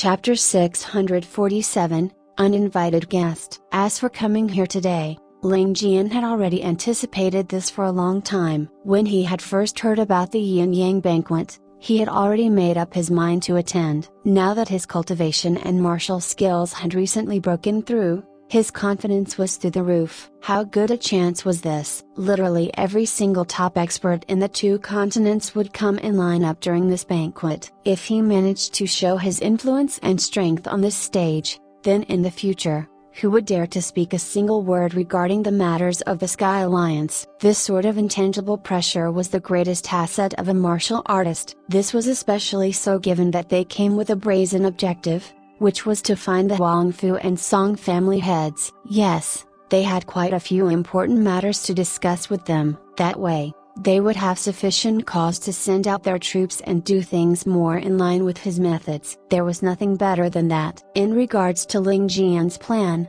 Ling Wan as well as the other brains of the team were rendered speechless. All of them had their intestines twisted in anxiety. The young noble did mention that when things reached a certain point, They would then look for the two family heads to negotiate, and that they were not going to destroy both families this time. However, he did not give a definite timing as to when a certain point was going to be, and neither did he mention that they would have to go to the Shui family to find them. We just needed to look for Huang Fu Yan Han and Song Jian Kiao. So why do you have to take the bother to go for the yin yang banquet hosted by the Shui family and Huang Fu family? That's a damned hornet's nest. You're taking too much of a risk, and it outweighs any potential benefits. But with Ling Tian not around the base, and furthermore disappearing to the point he was completely unreachable, they couldn't ask for instructions even if they wanted to. Furthermore, if the young noble was absent, then the next in line for command would be Jianj. Ling Jian's eyes lit up at this,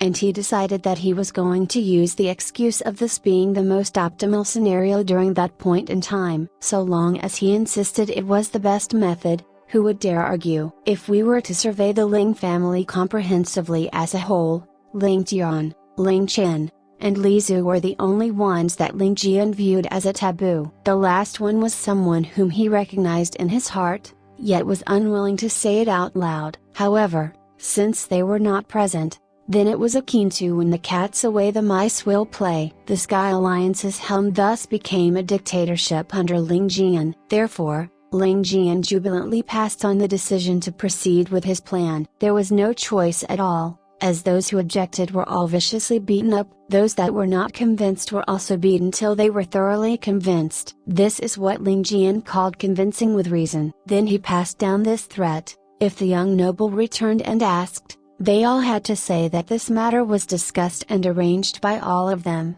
with all of them agreeing to it. He as the senior tried to dissuade them, but because they were all so adamant, he had no choice but to also reluctantly follow, so as to protect them if danger befell them. A broken bar: if anyone happened to say something else other than the script above, then Ling Jian would thrash them.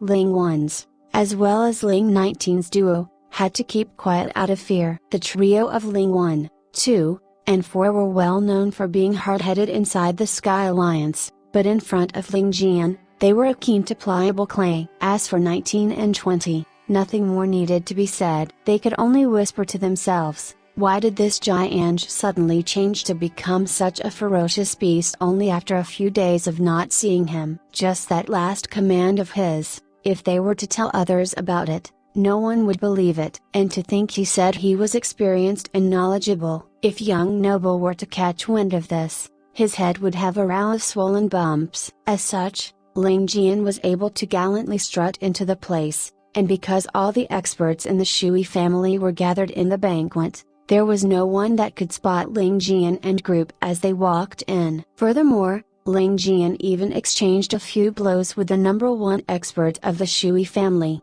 Shui Wupo, and in 2 palm strikes, managed to stand arrogantly at the entrance of the Yin Yang banquet broken bar.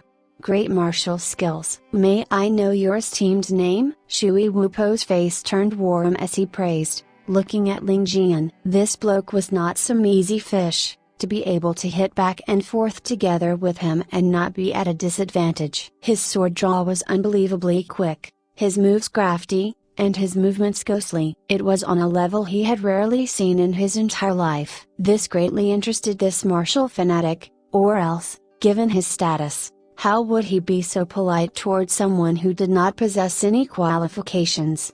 This subordinate is only an aimless pawn belonging to the Sky Alliance. Under the orders from the 3 leaders, I've come over bearing a verbal message for the family heads of the Huang Fu and Shui families. Ling Jian stood unafraid and upright, speaking in a deep voice. May I know as to whether the 2 family heads have come to a decision? Among the audience, everyone's eyes revealed a trace of anger. This was simply arrogance to the point of not putting anyone in his eyes. Strangely, the exception was the Shui Grand Elder, whom eyes flashed a hint of admiration. A person with ability should have such an imposing manner. This old man gives you a thumbs up. Both Yu Bingyan and Shui Qian had an odd expression and thought, isn't that Ling Jian? The 2 ladies did not just spend a day or 2 in the company of Ling Jian, and just by looking at the figure and tone they were able to easily tell that it was him. On the Yu family's side, Yu Mantian twisted his neck from side to side, snorted as he rolled his eyes while looking up, following which he lowered his head and spat on the ground. He scolded, "Damn it! This exceeds all logic." Other than the ladies, he was another one who could tell Ling Tian apart immediately. Yu Manlu sized up this black-robed masked person in front of him, unknowingly feeling a sense of familiarity. He suddenly recalled that night when the Yu family had been infiltrated, as well as that peerless martial expert, the pavilion head of the first pavilion. Be it figure or actions, they all somewhat resembled the pavilion head. It was just that their cultivation realms were too far apart. Even if the previous person had advanced in their cultivation, it did not seem too likely, because the disparity in strength was just too wide a broken bar. As for Yu Mantian, who was close to Ling Tian, he naturally could tell that this little bastard was the brat he appreciated the most. This was the reason behind his anger and agitation. "What bullshit is this? That kid was originally not even a match for me, but look at him now. Even this daddy here can't even serve as his opponent." How long had it been to improve at such speed? Was there still justice in this world? Exclamation mark. Of course, when Yu Mantian's words fell into the ears of others, it had a different connotation, which was, even with 600-700 experts here, you still dare to come and cause trouble. Was there any reason left in this world? The four from beyond heavens exchanged a glance, before surreptitiously smiling at each other before retaking their seats. They obviously recognized the number one expert under Ling Tian. How could they forget his cruel and vomit-inducing methods of killing? However, the four of them would, of course, choose not to reveal anything. Ever since justice passed on the Heaven Splitter to Ling Tian, the Beyond Heavens sect had already been roped inside Ling Tian's camp. Naturally, the members would not attempt to make things difficult for Ling Tian and company, revealing his classified information. To speak the truth, the entire Beyond Heavens sect was also feeling a little heartache. That was the Heaven Splitter, the identity of the Master of all under heavens. To pass on such a tag to Ling Tian, and for him to actually have an expression as though he had been at a disadvantage, caused a few elders in Beyond Heavens to almost vomit blood when they heard about Idle Broken Bar. Another infuriating matter that made everyone want to kill Ling Tian was that instead of using the Heaven Splitter to reap lives, he actually used it to cut stones apart a broken bar. This was the Heaven Splitter, mind you. As such, the Beyond Heavens people had a gut full of anger towards Ling Tian. Of course, Yi Qingchen's temper was a little less compared to the rest. This was because he had received plenty of benefits from Ling Tian, and he had dined and feasted to his heart's content countless times at Ling Tian's place, even having takeaways. Ling Tian's words had barely left his mouth, and even Huang Fu Yanhan and Song Tianqiao did not have the chance to speak before a hawk-nosed elder from the above heavens side stood up furiously and lambasted, "Egoistical brat, who do you think you are, to come into this place to cause trouble? Are you looking for death?" Ling Tian instead laughed mirthlessly, his eyes like two unsheathed sharp swords as they stabbed straight onto the elder's face. A moment later, he sighed before shaking his head and saying, "Old brat, your standard is too trashy, this daddy here isn't interested." The hawk-nosed elder felt like vomiting a mouth of blood and fainting on the spot. He could only point a finger and stare at Ling Tian with bloodshot eyes. "Yui a broken bar." Ling Tian coldly snorted as he stared at Wang Fu Yanhan and Song Tianqiao, drawling, "My three heads said that they were not very happy with your performance thus far. They will only give you another day to decide whether you want to ally with the Sky Alliance, or to break the ice and disappear. You two had better make your decision on what path to take soon." His tone was no longer that of negotiation, but rather more of a superior ordering a subordinate. He even ignored the hawk-nosed elder that was off to the side. Ling Tian was only a single person, yet he held his ground, full of confidence as his eyes swept around the room, not even putting these 600 experts present in his eyes. In the eyes of bystanders, it was as though Ling Tian had behind him the support of over 1,000 troops and soldiers, as well as a monstrous influence backing him.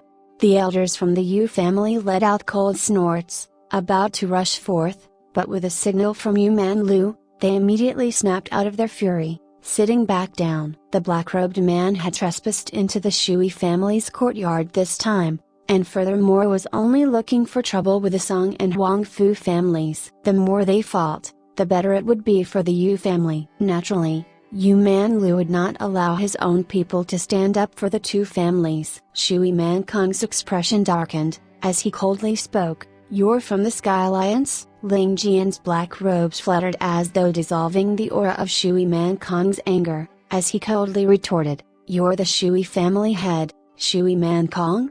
What guts!" Audacious. The various members of the Shui family immediately showed their discontent. Shui Man Kong waved his hand, a look of deep contemplation on his face as he spoke. "With your current level of martial arts, how could you merely be a nameless pawn? Could it be that inside the Sky Alliance, you're actually not one of the heads?" Shui Man Kong had begun to put up his guard. From his tone, one could immediately infer that this person was indeed here on orders. This mysterious person had skills that were no less than the Shui family's #1 expert Shui Wupo, but with such unrivaled skills, he was merely an underling. If that was the case, then to what extent had the abilities of the three heads reached? The more he thought about it, the more he realized that he was drenched in cold sweat. Shui Man Kong's voice could not help but carry a few more hints of politeness. Ling Jian only smiled coldly in response. "I have fulfilled my orders, so this subordinate will first bid farewell." Shui Man Kong was,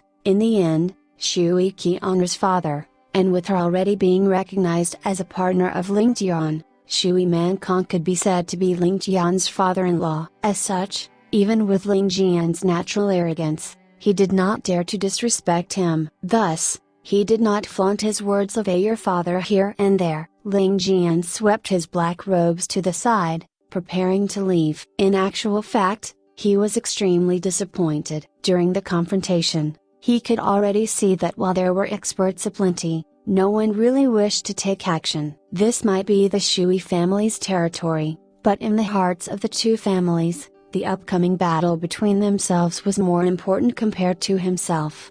The remainder aside, the Beyond Heavens sect would definitely not make a move. Whether the Above Heavens sect made a move or stayed put did not matter, as Ling Jian saw with a glance that none of them was his match at all. Even if the three of them were to go against him, he could take them together. There would be no meaning in such a battle. If so, then what was the point in him staying? Anyways, since his main objective was already met, that was utter deterrence. After this matter was over, even if the Shui family wished to oppose the Sky Alliance, they would still have to weigh the benefits properly. For someone like Ling Jian, who was able to go head-on with Shui Wupo without any disadvantage, could be said to be as rare as phoenix feathers and Kylin horns. In fact, their numbers probably could not even add up to 5 fingers on a hand. These were people that could not and should not be provoked. "Wait!" Shui Wupo suddenly shot out. "It won't be too late to leave after fighting once with me." His eyes were filled with the excitement of meeting an equal. Su, Ling Jian's rising body suddenly shot back down, floating slightly above the ground. With his body inclined forward, he drew out his sword and cut down. Shui Wupo retaliated by stabbing out, and as both swords neared, Shui Wupo's sword seemed to split into 3 and then another 3, forming 9 exquisite sword blossoms as they intersected each other, surrounding Ling Jian completely. "Good move!" Ling Jian shouted out, before violently waving the black iron sword in his hand. With a loud hum, a resplendent white ray of light lit up before everyone's eyes. This was actually sword energy that had been fully materialized, turning into something akin to a wall in midair. The 9 sword blossoms from Shui Wupo's sword pierced the wall of sword light, urged on with the full strength of his cultivation. A loud explosion was heard before the sound akin to tinkling glass rang out. The white wall of sword light had shattered like a huge piece of glass, but yet there was nothing physical on the floor. The black-robed man originally standing at the door had already disappeared. Shui Wupo's sword had already been sheathed, and he was standing at the doorstep, with a crestfallen expression. "Grand Elder, how are you?" Shui Wupo's eyes were fixed on a certain direction outside the room, and his expression fluctuated irregularly, before he suddenly shouted loudly, "After the generational battles, I wish to fight properly with you. Do you agree?" From afar floated a cold and monotonous voice. "If you're still alive 3 days later, it won't be too late to make an appointment. Better change your sword first, though." Shui Wupo snorted in reply before turning to walk back to his place. However, a clattering sound suddenly rang out from his sword sheath, causing his face to change greatly. His hand immediately darted to the sword hilt and tugged it out, only to see that the sword hilt was all that was left of his sword. His sword sheath slipped out of his hand and dropped on the floor. With a series of tinkling sounds, more than 10 pieces of broken sword shards scattered all over the floor. Under the glare of the lights, it resembled the stars in a night sky, shining like a pair of bright eyes. Everyone instantly gasped in shock. At the exact point when they crossed swords, the opponent actually managed to shatter Shui Wupo's sword into bits. No wonder he would say, "Better change your sword first," though. As it turned out, the sword in that black-robed man's hand was actually a rarely seen peerless weapon. Everyone was aware that Shui Wupo had always stuck to using the most ordinary steel sword, because based on his own words, so long as his martial arts reached an extreme, even a flying petal or a floating leaf could all turn into peerless instruments of slaughter. However, today's episode totally changed the mindset of Shui Wupo at this moment. Looking at the strewn shards of his sword on the ground, Shui Wupo suddenly burst into laughter. He laughed long and hard, and waved his hand, causing all the shards to vanish. He returned back to his seat and calmly sat down, with a neutral expression, as though nothing had ever happened. Wang Fuyan Han and Song Jianqiao's expressions looked like SHT. The duo never thought that even after reaching the most restricted area in the Shui family, the Sky Alliance would still dare to come looking for them. Furthermore, they even chose to come knocking in such a brazen and arrogant manner, before easily leaving unimpeded. If that was the case, then even though the land below the heavens was vast, where would be a safe place for them to hide? There was nowhere. Could it be that they had to watch their 100-odd years of foundations destroyed in their very own hands? If they did not wish to be vanquished, then could it be that they had to surrender, forever living as subordinates under someone, to be ordered around like mules? Wang Fuyan Han and Song Jianqiao glanced at each other, seeing the bitterness in each other's eyes. That was the bitter sensation of impending doom, but unable to do anything to prevent it. Yu Manlu, on the other hand, had a contemplative expression on his face. Could it be that his conjecture was wrong? This person might not be the first pavilion head, but their martial arts obviously looked like they were from the same sect. This point was undeniable. Following this conjecture, could it be then that the first pavilion actually did not belong to Ling Tian, and was actually the asset of the Sky Alliance? He himself had long heard of the fame of the Sky Alliance, but all along he simply treated them as an upstart. However, it seemed now that this bunch of upstarts actually possessed enough influence to change the playing field in the heavenly wind continent. Actually, the strength the Sky Alliance now possessed could be said to be above that of the Shui family with a millennium of accumulation. If they were to combine with the mysterious first pavilion of Broken Bar, could it be that in this great showdown of vying for supremacy, he had to add the Sky Alliance as another one of his opponents? The more he thought along this line, the more Yu Manlu started to panic and be filled with anxiety. As for whatever was mentioned in the meeting after, he basically did not pay the least bit of attention, and it was only after he realized that everyone was staring at him did he realize that the banquet had already begun. What followed next was the opponents who were supposed to face each other would come up and offer a toast to each other. This wine was termed as the dissolving grudges wine, and after toasting and downing this cup, no matter who died in whose hands, there would be no grudges nor hatred. Life and death would be completely based on your own capabilities, as well as fate. Under everyone's gazes, two similarly heaven-toppling beauties both cradled their wine cups as they stood up. Their eyes locked, and they stated their intentions at the same time, lifting their heads to down the cup in one go. Shui Mankong's eyes twinkled as he smiled. "Brother Yu, is that your niece Bing Yan?" Indeed a beauty, an outstanding one among her peers too. Shui Mankong had long found out that his daughter's opponent this time, the little princess of the Yu family, was actually a cripple that could not learn martial arts. However, Sweeping a glance at her showed that the lady was actually full of spirit, and even possessed a demeanor similar to that of a first-rate expert. Just how was this supposed to be a cripple? Even if one started to practice martial arts since they were young, it was still a momentous task to reach such a level. She was completely not inferior to even his daughter, Shui Qian'er, whom he was proudest of. "That's right, this is my humble niece Yu Bingyan." "Bingyan? Why are you still not greeting Uncle Shui?" Yu Manlu naturally knew what was going on in Shui Mankong's mind, but he was not worried at all. He even cast a look of disdain towards Shui Makong as he thought, my niece came this time to give her life away, what are you so afraid of?" However, how could Yu Manlu have foreseen that concern breeds confusion? Shui Mankong actually intended to send his daughter back to Heavenly Star after the battles this time, for her to stay and live together with Ling Tian. How could he allow his daughter to be in such danger?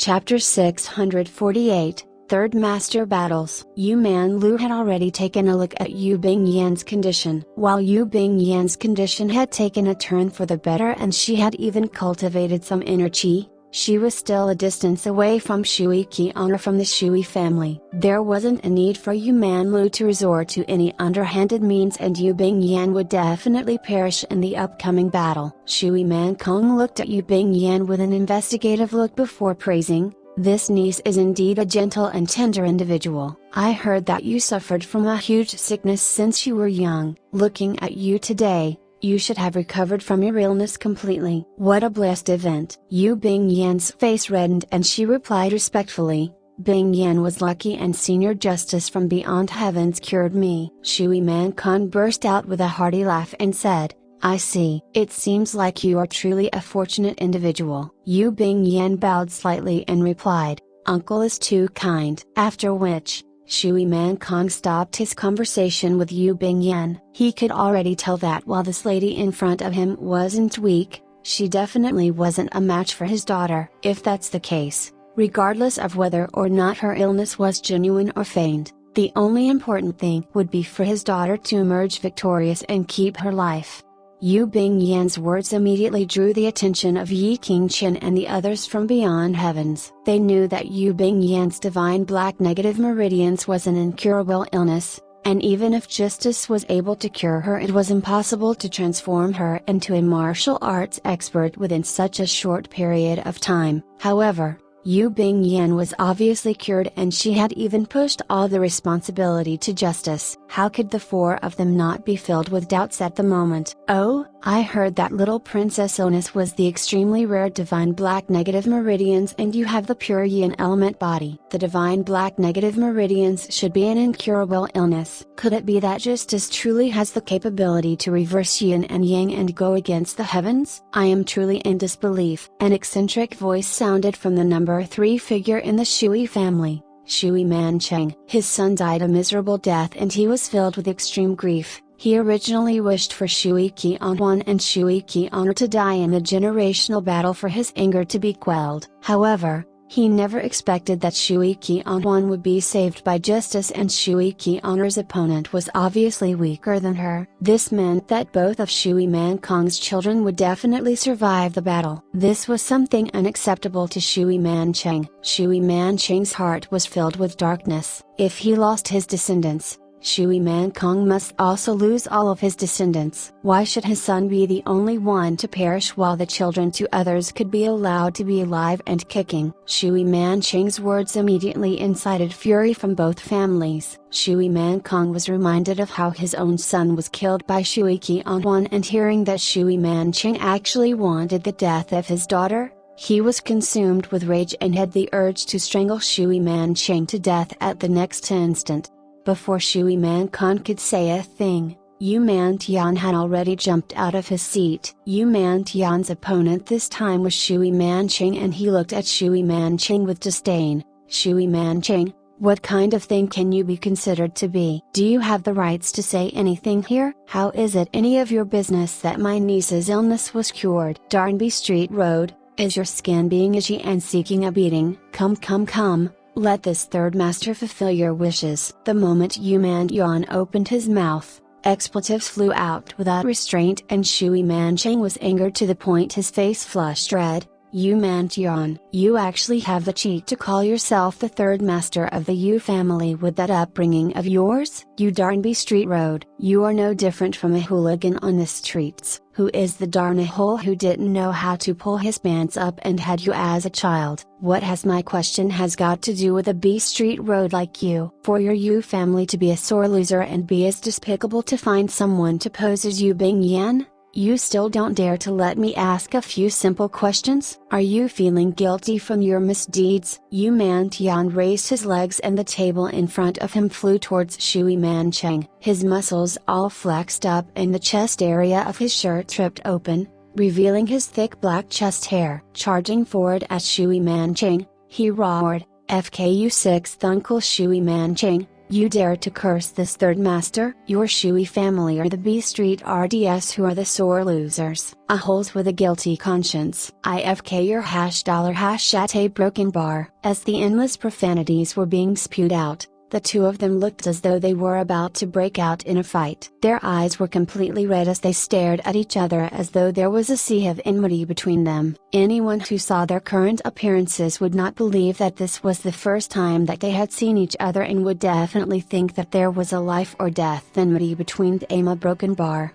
The Shui family's banquet had already turned into a shouting contest between them. These two third masters were both filled with profanities and were even more rascally than the hooligans in the street. Yu Mantian had been holding in his anger for a full month already. Ever since Yu Manlu insisted on sending Yu Bingyan to her death, Yu Mantian was angered to the point that he was about to explode. He was the matchmaker for the marriage between the Yu and Ling families, and he was extremely fond of both Yu Bingyan and Ling Tian. With Yu Manlu's decision, Yu Mantian felt as though he did not have the face to see the world any longer. These last few days, he would always glare at Yu Manlu provocatively whenever he saw Yu Manlu. Yu Manlu naturally wouldn't go down to his level, and thus he had a belly full of unvented anger. The innocent victims of his anger would naturally be the warriors of the Yu family who came with him to Heavenly Wind. Anyone who saw him would not have a good time, and all of the Yu family warriors avoided him as though he was the plague. Even the first elder of the Yu family,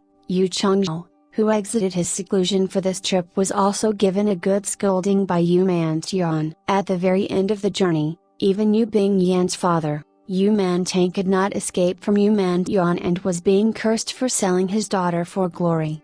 Now that Shui Mancheng began doubting Yu Bingyan's identity and even cursed the Yu family for being sore losers, Yu Mantian was like a pack of firecrackers that had been ignited. He finally had the chance to vent his anger, and thus the result was this shouting contest. A broken bar. Shui Mancheng's only son had just passed away and he was already in grief. He would vent his anger on whoever he saw. Now that he met Yu Mantian, it was like dry wood meeting with fire. He was instantly ignited and charged at Yu Mantian without any hesitation. Seeing the two third masters about to break out into a fight before the generational battle even began, everyone present was dumbfounded. The moment these two lunatics broke out into a fight, it would probably be impossible to break the fight up without one of them falling. Yu Manlu and Shui Mancheng shouted at the two of them to stop at the same time, but they both refused to listen. Shui Mancheng did not place Shui Mancheng in his sights at all and thus ignored his words completely. As for Yu Mantian,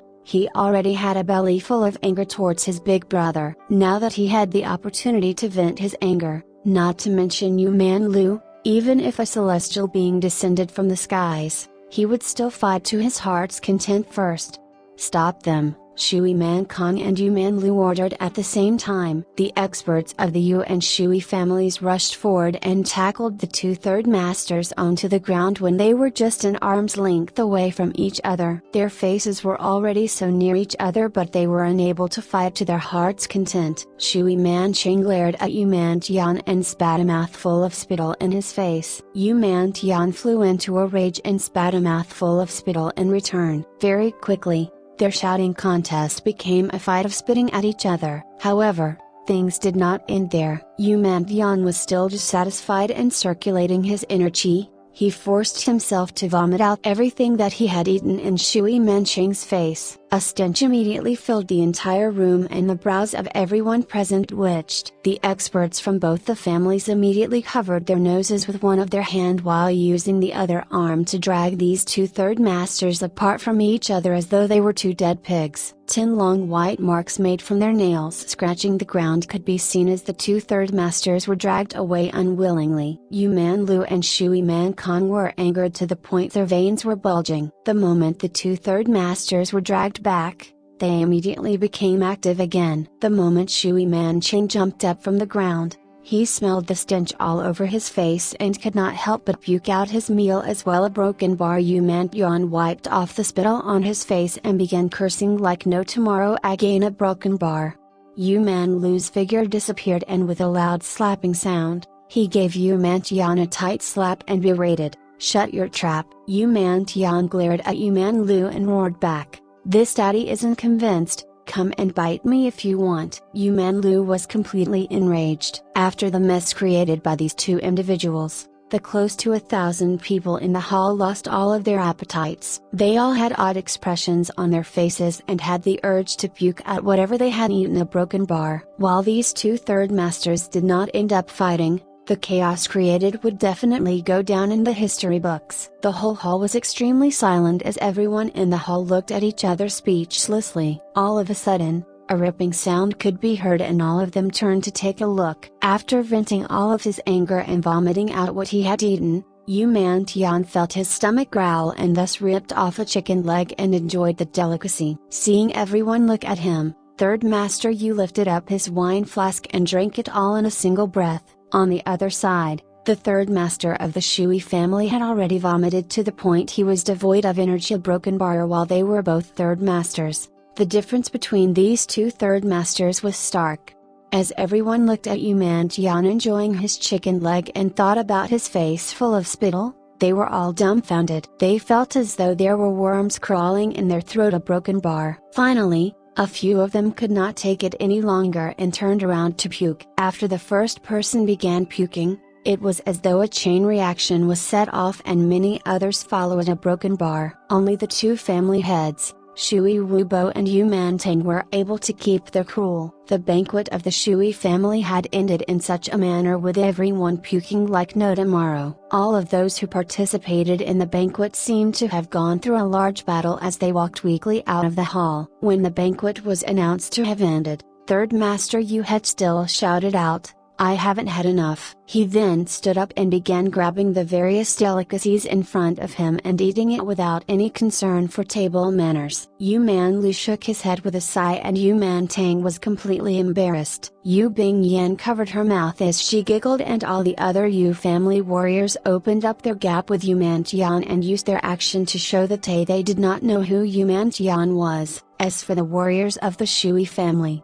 they all looked at Yu Man Tian with disdain in their eyes. "This fellow truly threw all of our face away today." Yu Man Lu hatefully glared at his third brother and had the urge to give Yu Man Tian a good beating. Just when he was about to announce his farewell, a mellow crash sounded from afar. Everyone was taken aback and their footsteps halted. Following that, an overbearing aura could be felt in the entire hall. This overbearing aura was powerful to the point it covered all of Mount Vacant. At this moment, everyone felt as though the whole heavens were crashing down on them. They did not even have the ability to think about resisting this might. If there was a deity in the world, this aura being given out must definitely belong to a deity. Such an aura had probably exceeded the realm of the martial way. This was a realm that had already exceeded all of their understanding. All of their faces immediately turned pale without exception. Just who could have such a frightening aura? If this individual attacked them in the hall right now, wouldn't all of them be like lambs to the slaughter? Yu Man Lu fixed his gaze on Shui Man Kong as he tried to deduce if this peerless expert was someone from the Shui family. After all, they were in Heavenly Wind and in the territory of the Shui family. For a heaven-defying character to appear at this moment, how could Yu Man Lu not feel his heart burn with anxiousness? With just a single glance, Yu Man Lu was certain that this individual did not belong to the Shui family. At this moment, all of the Shui family members were also filled with absolute shock. This included both Shui Wubo and Shui Man Kong. If that's the case, Yu Man Lu could be slightly at ease. Regardless of how high this expert's martial arts were, as long as he was like justice and did not belong to any factions, roaming the world as he wished, he would not affect Yu Man Lu's master plan. It was very likely that this individual who made a sudden appearance was such an individual. After all, they had not heard about such a character before today. Shui Man Kong and the others were also filled with unease at this moment. Just what was the meaning of such a powerful aura appearing at this moment? Could he be from the Yu family? If not, why would this aura only appear the moment the members of the Yu family arrived? As such, just when Yu Man Lu was studying Shui Man Kong was also studying Yu Man Lu's expression. Upon witnessing the reaction of the other party, Shui Man Kong also felt at ease. Since Yu Man Lu's first reaction was to look at him, it proved that this individual did not belong to the Yu family. Since he did not belong to the Yu family, he just had to ensure that they respected him from afar. Such an individual would probably not interfere with the conflicts in the pugilistic world, and it was very likely that he belonged to Heavenly Wind. As long as his family treated this expert with gifts and politeness, perhaps they could have broken bar. As the two family heads looked at each other,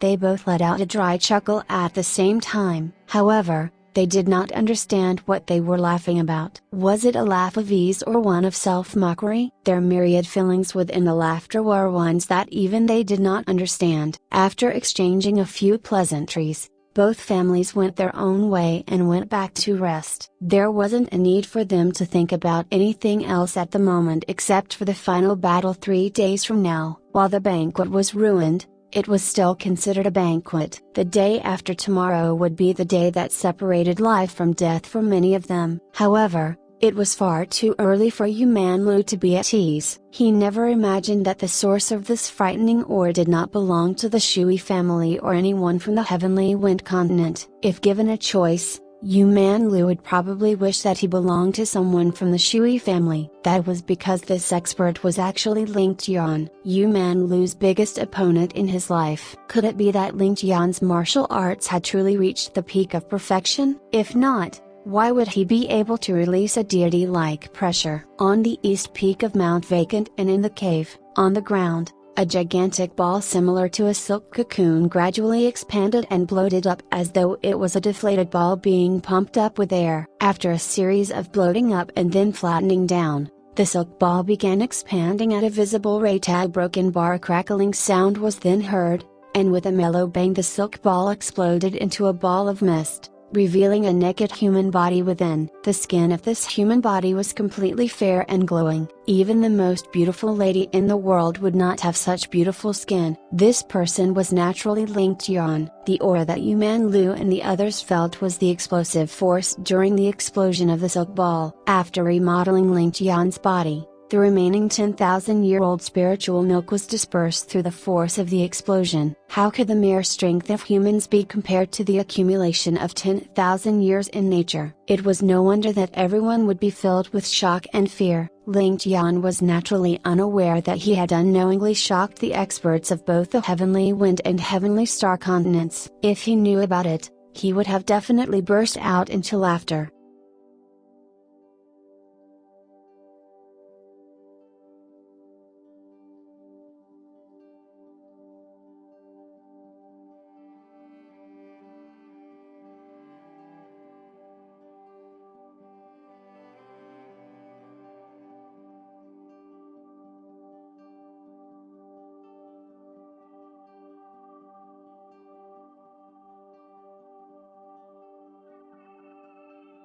Chapter 649, Peak of Emptiness. It was as though Ling Tian had been through a terrible nightmare and endured an endless series of torture throughout his nightmare. It was as though he experienced all 18 levels of hell before going through it over and over again, up until the very end where Ling Tian's body was no longer aching. Ling Tian's thoughts had still remained in that horrifying dreamscape and his powerful mental will was on the brink of collapse.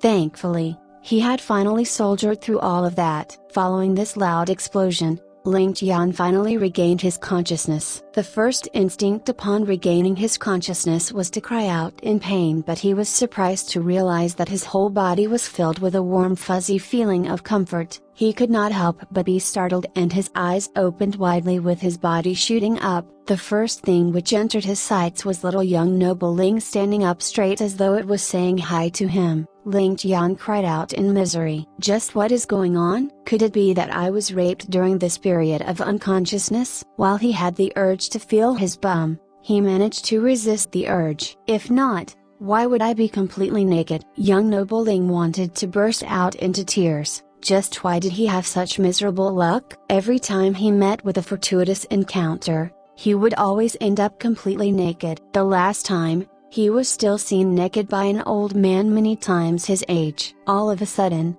Ling Tian realized that it didn't seem to matter even if he was raped by someone else. As long as the other party wasn't a man, he wouldn't be bothered by it. As Ling Tian wanted to get up from the ground, he realized that his whole body didn't seem to properly obey his commands. After standing up, Ling Tian attempted to take a step forward only to plunge face first into the wall in front of him. FK. What is going on? Ling Tian supported his naked body against the wall as he tried to recall what happened when he was unconscious. Could this be the outcome of me consuming that spiritual milk? Ling Tian muttered under his breath. He then suddenly felt an intense pain coming from below, and lowering his head to take a look, he saw that little young noble Ling was the one who took the first impact to the wall. Regardless of how strong a man was, his little brother would still be very soft. After all, it was the most important jewels of a man. Ling Tian quickly circulated his inner chi and activated his inner vision to check on his little brother. Who would have thought that the moment he circulated his inner chi,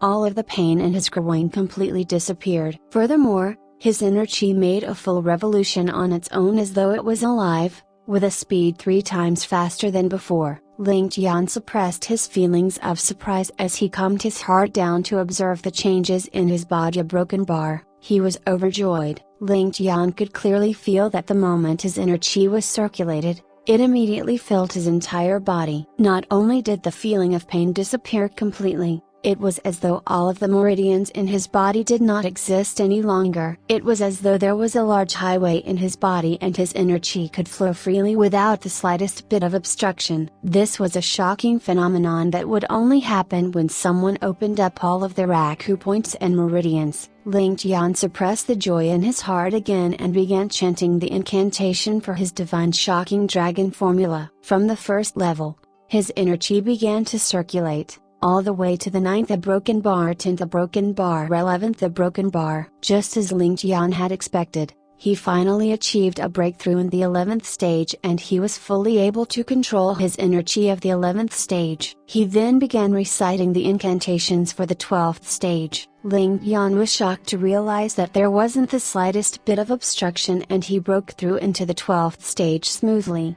He broke through in a single attempt. Ling Tian was in complete disbelief. This was the 12th stage which no one had managed to attain for the past 1,000 years. Why would he achieve a breakthrough so easily? Could it be an illusion or his own imagination? However, everything was far too realistic, so how could it be fake? Just when he was still hesitating, Ling Tian suddenly thought about the spiritual milk which he had just ingested and came to a realization filled with both shock and a lingering fear. My goodness! Could this be a celestial elixir from the heavens? After drinking this thing, I actually made an impossible breakthrough as though I was sitting in a rocket. Despite the pain being completely unbearable, it was just too worth it. Even if I have to go through it again a broken bar, it's best that I don't go through it again. That experience was truly too horrifying. Wait. While I finally managed to break through into the 12th stage, there is still a final 13th stage behind it. Empty. The 13th divine shocking dragon formula stage only had a single word: empty. This was the incantation. The only incantation. What kind of an incantation was this? Empty. Ling Tian fell into deep thought for a long while and got more and more confused as he thought about it. All of a sudden, he felt his inner chi rumbling around uncontrollably and he was dizzy. This was a strength which he had just acquired after all, and he was still unable to utilize it as he wished. He could not help but curse. Empty. Empty your head. Isn't this torturing this daddy here? Ling Tian flew into a huge rage and his naked body also became agitated. Something that he didn't notice was that little young noble Ling also lifted its head up in anger but was unable to vent it. The more he thought about it, the more frustrated he became. If Ling Tian had not broken through to the 12th stage, he would not have been so frustrated at the moment. After all, he still had a target to work towards. But now that his inner chi had broken through into the peak of the 12th stage with some remaining momentum left over, wouldn't it be a wonderful feeling for him to break through into the 13th stage in one go? However, he did not have any incantation or even hints at this very moment. It was as though there was a huge treasure vault in front of him, but the lock on the vault was one that he could not break open no matter how hard he tried.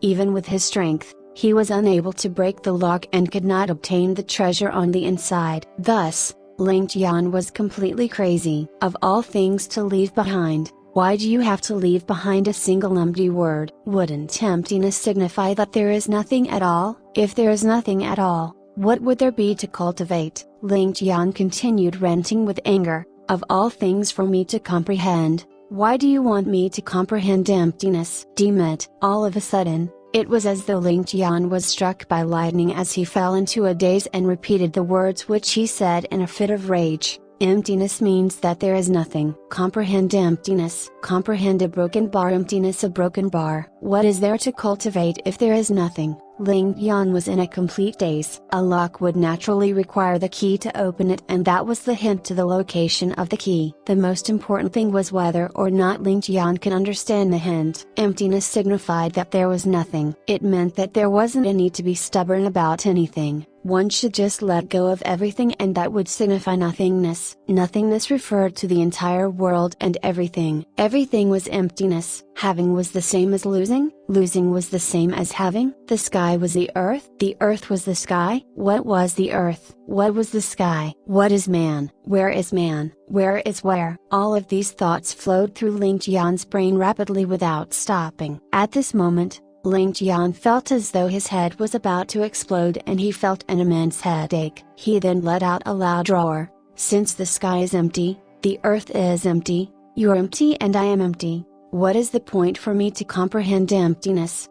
Boom! Ling Tian's spirit was suddenly silent and completely empty without a single speck of dust. Since there wasn't anything within it, how would there be any dust? If someone was present here, he would definitely be filled with shock. While Ling Tian was standing on the spot without moving, it was impossible to see or even feel the naked man in the middle of the room. While Ling Tian's body had physical substance, it had already become one with the rocks, air, and dust in the entire mountain. This was a mysterious feeling, and Ling Tian felt as though he was like Sun Wukong, having the ability to make 72 transformations. On the mountains, he could join together with the rocks. In the water, he would naturally become the stream. In the sky, he would be the snow-white clouds and blue sky, a broken bar. He did not even need to intentionally maintain such a state and would be able to naturally remain in this profound and mysterious state. 1 becomes 2, 2 becomes 4,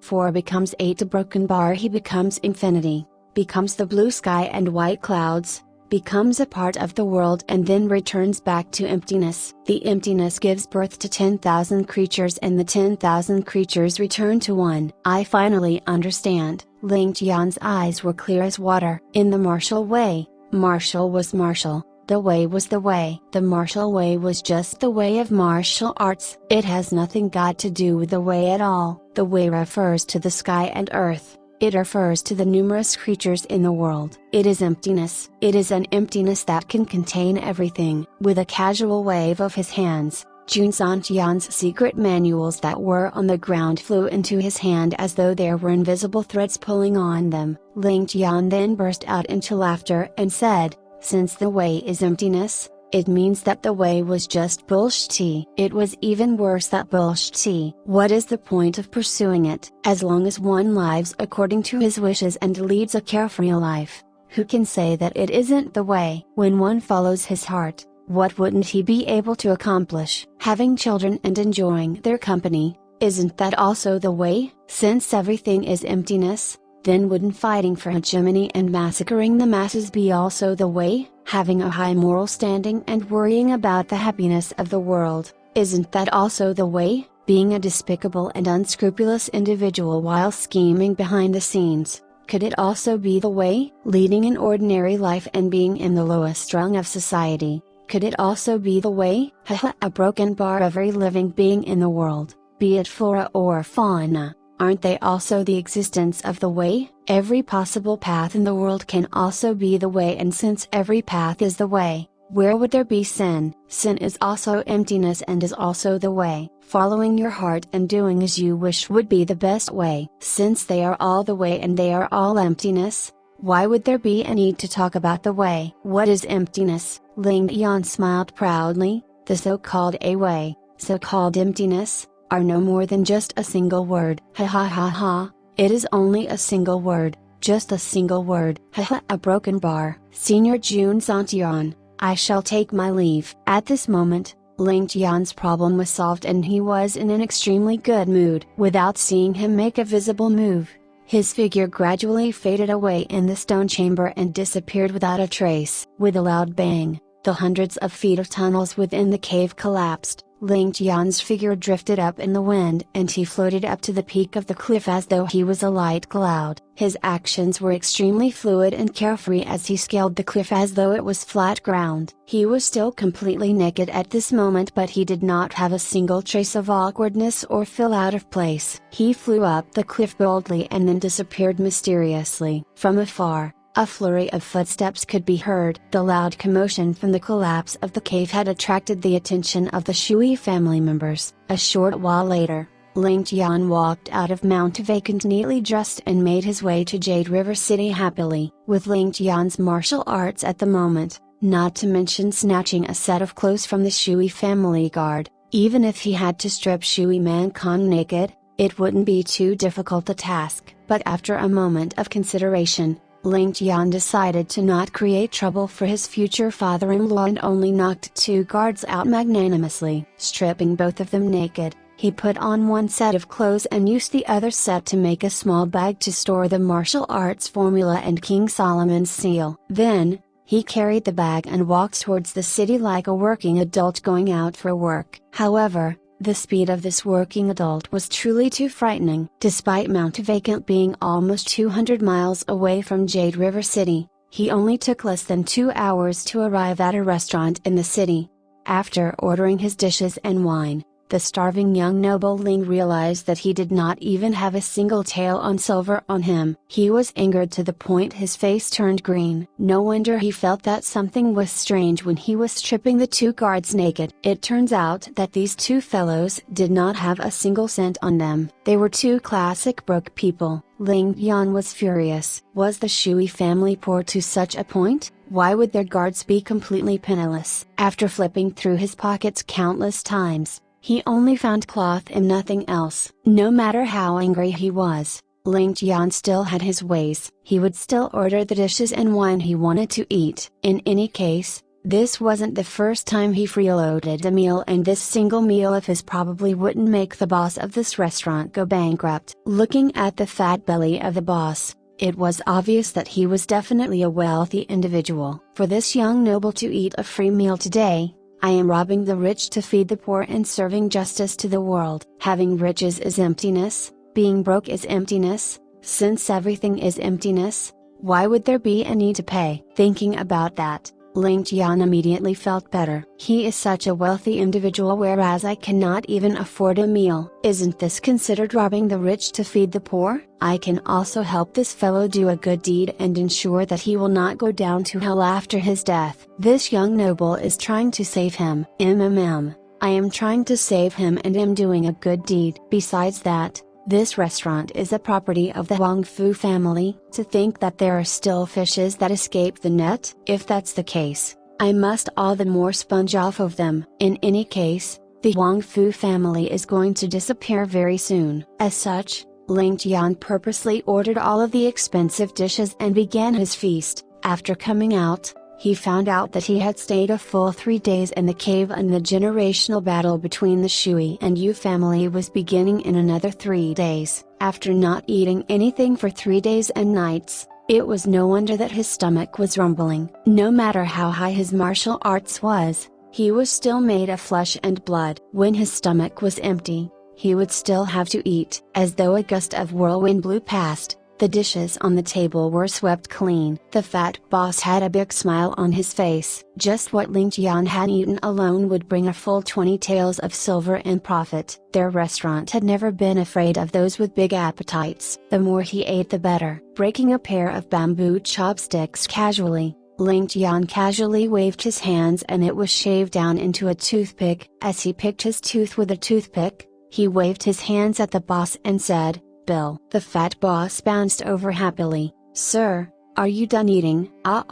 Let us round the figure down to 20 taels of silver. We can forget about the small change." As he said that, he stretched his hands out to receive the money. "Oh, the dishes aren't too bad and it wasn't too expensive either," Ling Tian replied. The fat boss was overjoyed when he heard that. Ling Tian was truly like a fat lamb in front of him. As long as this fat lamb came once every few days, he would definitely become rich. "Put it on my tab," Ling Tian added. "I didn't bring any money." The fat boss sucked in a deep breath and he forced a smile. "Sir Broken Bar, are you joking? Who is joking with you? Do you think that you are even worthy of me to joke with you?" Ling Tian rolled his eyes as he put his feet on the bench looking like a hoodlum. "What are you waiting here for? Are you trying to put up a show in front of me?" As he said that, Ling Tian stood up and began walking out of the restaurant. "You a broken bar, stop there." The fat boss was angered to the point his eyes widened like saucers as he sneered. "You dare to leave? Do you know where you are right now? You actually dare to have a free meal in my superior fragrance restaurant? Men, catch this brat who dares to freeload a meal. I will let him know what it means to feel comfortable over here. This little brat doesn't look too bad. Don't wreck his face. If he really doesn't have money on him, we can sell him to the refined leisure courtyard for a good price." As the other customers saw that things were going to get messy, they immediately threw down their money and ran out of the restaurant without waiting for their change. It wasn't that they didn't want to stay behind and watch the show, but they knew that the show of the Huang Fu family's business was not one that they could watch. Thus, they all fled the place as quickly as possible and the whole place was immediately emptied. A few burly men then charged into the restaurant with a baleful aura as they looked at Ling Tian with a malevolent grin. "Little brat, you are in deep trouble. Why didn't you pick a better place to freeload a meal?" Ling Tian looked at the burly men with interest. "Oh, isn't it just a single meal? Could it be that bad? Where is the refined leisure courtyard? Somewhere for me to perform hard labor?" The fat boss looked at Ling Tian with a lecherous smile on his face. He then looked at the burly man and said, "Hi. This little brat is truly refined and he looks pretty good. Doesn't the second young noble like handsome young men like him the most? It would be a waste to send him to the refined leisure courtyard directly. He. Why don't we send him to the second young noble?"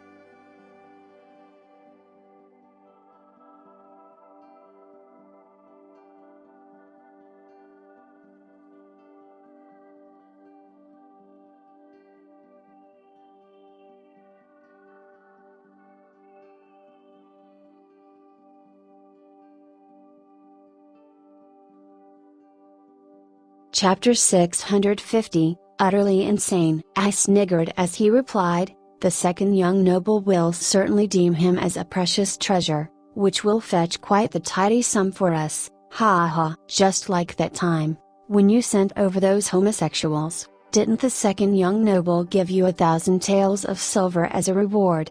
Black lines appeared on Ling Tian's forehead at this time, and he almost regurgitated all that he had just eaten. Damn it! This young noble only wanted to poke fun at them. To think that I'd landed myself in such a disgusting situation. Never did I expect that the Huang Fu family would deal in such matters, and their second young noble to be a homosexual himself. You're seeking death. Ling Tian did not have the patience to continue hearing. Rage burst out from his heart and head, and a sense of viciousness surged out from his guts. He put out a hand and dragged the still laughing Ai over, just like grabbing a bunch of hay, before ruthlessly slamming his face onto the table. The resulting impact sent the soup on the table flying everywhere, and a piercing squeal not unlike that of a pig being butchered rang out. Ling Tian did not have any intention to do anything else. In the first place, he tried to freeload a meal, thus it was his fault. However, after having heard such a disgusting matter, he thought that if he did not punish these guys severely, then he would be too ashamed to face those people that came after him and fell into this ploy. Lifting his head up, Ling Tian saw that it was already covered in blood. He then savagely rammed it down, grinding it further to resemble meat paste. He lifted it up again and slammed it down. A cracking sound was heard this time as the table sported a new hole. His head was wedged perfectly in the hole, remaining there motionless as he had passed out long ago. The hooligans off to the side stared with their mouths wide open in shock, gazing at this genteel-looking young noble that could pass as a gigolo. Who would have thought that he actually possessed such ruthless methods? They immediately started to shiver, a pleading expression in their eyes. Seems like you guys have done such a thing for your second young noble more than once? Ling Tian grinned toothily, his dazzling teeth charming all present. Note a broken bar. Not many times are broken bar. The three hooligans, who were aware that they had met with a vicious character this time, were so scared that their legs seemed to turn into springs. They only felt their bodies filled with anxiety. Not many times? That means it's not the first time you guys did this. Ling Tian's smile grew even colder. What's up with today? Today a broken bar. Tay broken bar. The hooligans' teeth constantly clattered against each other in fright as he spoke. When young noble here walked in, the fatty sent a broken bar. Sent someone to look for us to say a broken bar, to say that a quality good had arrived, a broken bar, and we were to prepare. Quality goods? What sort of quality goods? Ling Tian coldly snapped. What preparations? The preparations are for the event that any young and handsome young noble walks in. We would then bring them to the second young noble to look over. If they are not to his liking, then we would send him to the broken bar leisure elegance courtyard, south of the city. Those homosexuals. 3 broken bar gladly welcome any new addition. Sir Broken Bar. Seeing how Ling Tian's expression grew worse with every word he spoke, the hooligan had to literally force the remaining words out of his mouth. Ling Tian felt himself nearing the brink of insanity. Who's this second young noble of yours? It's Sir Broken Bar. It's the second adopted son of the Huang Fu family head. He Broken Bar. He loves beauties, but even more, he loved the Sir Broken Bar. Suddenly, seeing the incensed expression on Ling Tian's face, the hooligans had an idea, and immediately cut short, kneeling down and bawling instead, "Please spare our lives, young noble." Weary Broken Bar were forced to do so as well. A Broken Bar. Forced to? Ling Tian gritted his teeth. I guess you all were forced to the point that your stomach and intestines are full to the point of bursting, and your families are flooded with unimaginable wealth. What a good day forced to do this. What good forcing this is. His face suddenly turned cold as he spat. Then you better know that this young noble is also forced to kill you. The moment his final sentence landed, the 3 hooligans immediately collapsed as though they had just drunk a potent jar of wine, and a chopstick was stuck in every man's temply Broken Bar. Turning his attention back to the fatty, who had long lost consciousness, Ling Tian manhandled him up, and with 2 sounding slaps, smacked his head left and right. Pearly white teeth that were soaked in blood fell out with every slap. A Broken Bar, and the pain naturally woke the fatty up. Ling Tian dusted his hands, wiping the bloodstains on the originally spotless clothes of the fatty, before slowly speaking to him in a warm and friendly voice. Was it fun? Do you still want to play some more? He bared his teeth, revealing 2 perfect rows of pearly white teeth, just like a ferocious tiger who was opening its mouth wide for a bite. Ling Tian's actions caused the shocked fatty shopkeeper to recover his senses. He had a mind to yell out a warning, but he did not dare, and could only forcefully swallow his fear. His beady eyes the size of green beans pitifully blinked, and he suddenly bawled out loudly in fright. However, his cries had just sounded when he suddenly vomited, and as he threw up, he gazed down a broken bar to meet with the 4 pairs of eyes staring at him from the 4 corpses on the ground. His body trembled, and his eyes immediately whirled up and he fainted once again a broken bar. The poor fatty had been forcefully shocked silly by whatever was happening. Ling Tian hatefully looked down at his feet, as he thought to himself, could it be that I missed out on a young noble of the Wang Fu family? How could Wang Fu Yanhan actually raise such a useless godson? To even have such a hobby? It seems like I have to personally take a look. As he thought, Ling Tian had a look of contemplation as he leisurely walked out. When he walked past the fat shopkeeper, he seemed to have planned it such that he accidentally stepped on the fatty's head, and with a clear cracking sound, it burst apart like a ping-pong ball, and the white brain matter intermixed with the red of blood splashed everywhere around the room. Without even turning his head, Ling Tian walked out of the restaurant, picking his teeth as he walked around to obtain information. Those whom he had talked to all showed a face of fear the moment they heard of the Wang Fu family's name, as though they had just heard the name of a feared plague. Immediately avoiding him, Ling Tian asked over half a dozen people to no avail, and it took some difficulty to finally get an old lady to reveal their location. However, huge waves were already forming in his heart. With Ling Tian's current hearing abilities, the surrounding few hundred miles of conversation could not escape his ears. There were cries of pain, curses, and all of them were directed towards the Wang Fu aristocratic family. As he walked, Ling Tian's expression grew more solemn and heavy. To think that such a corrupt family actually managed to keep developing to this point. This was really an anomaly. Ling Tian had already made his decision in his heart, which was the fact that he would completely uproot and destroy the Wang Fu family today. No matter Heavenly Wind Continent or Heavenly Star Continent, such black sheep of the human population was something Ling Tian could not allow to continue living on this earth. This was especially so for such an evil family with power and influence,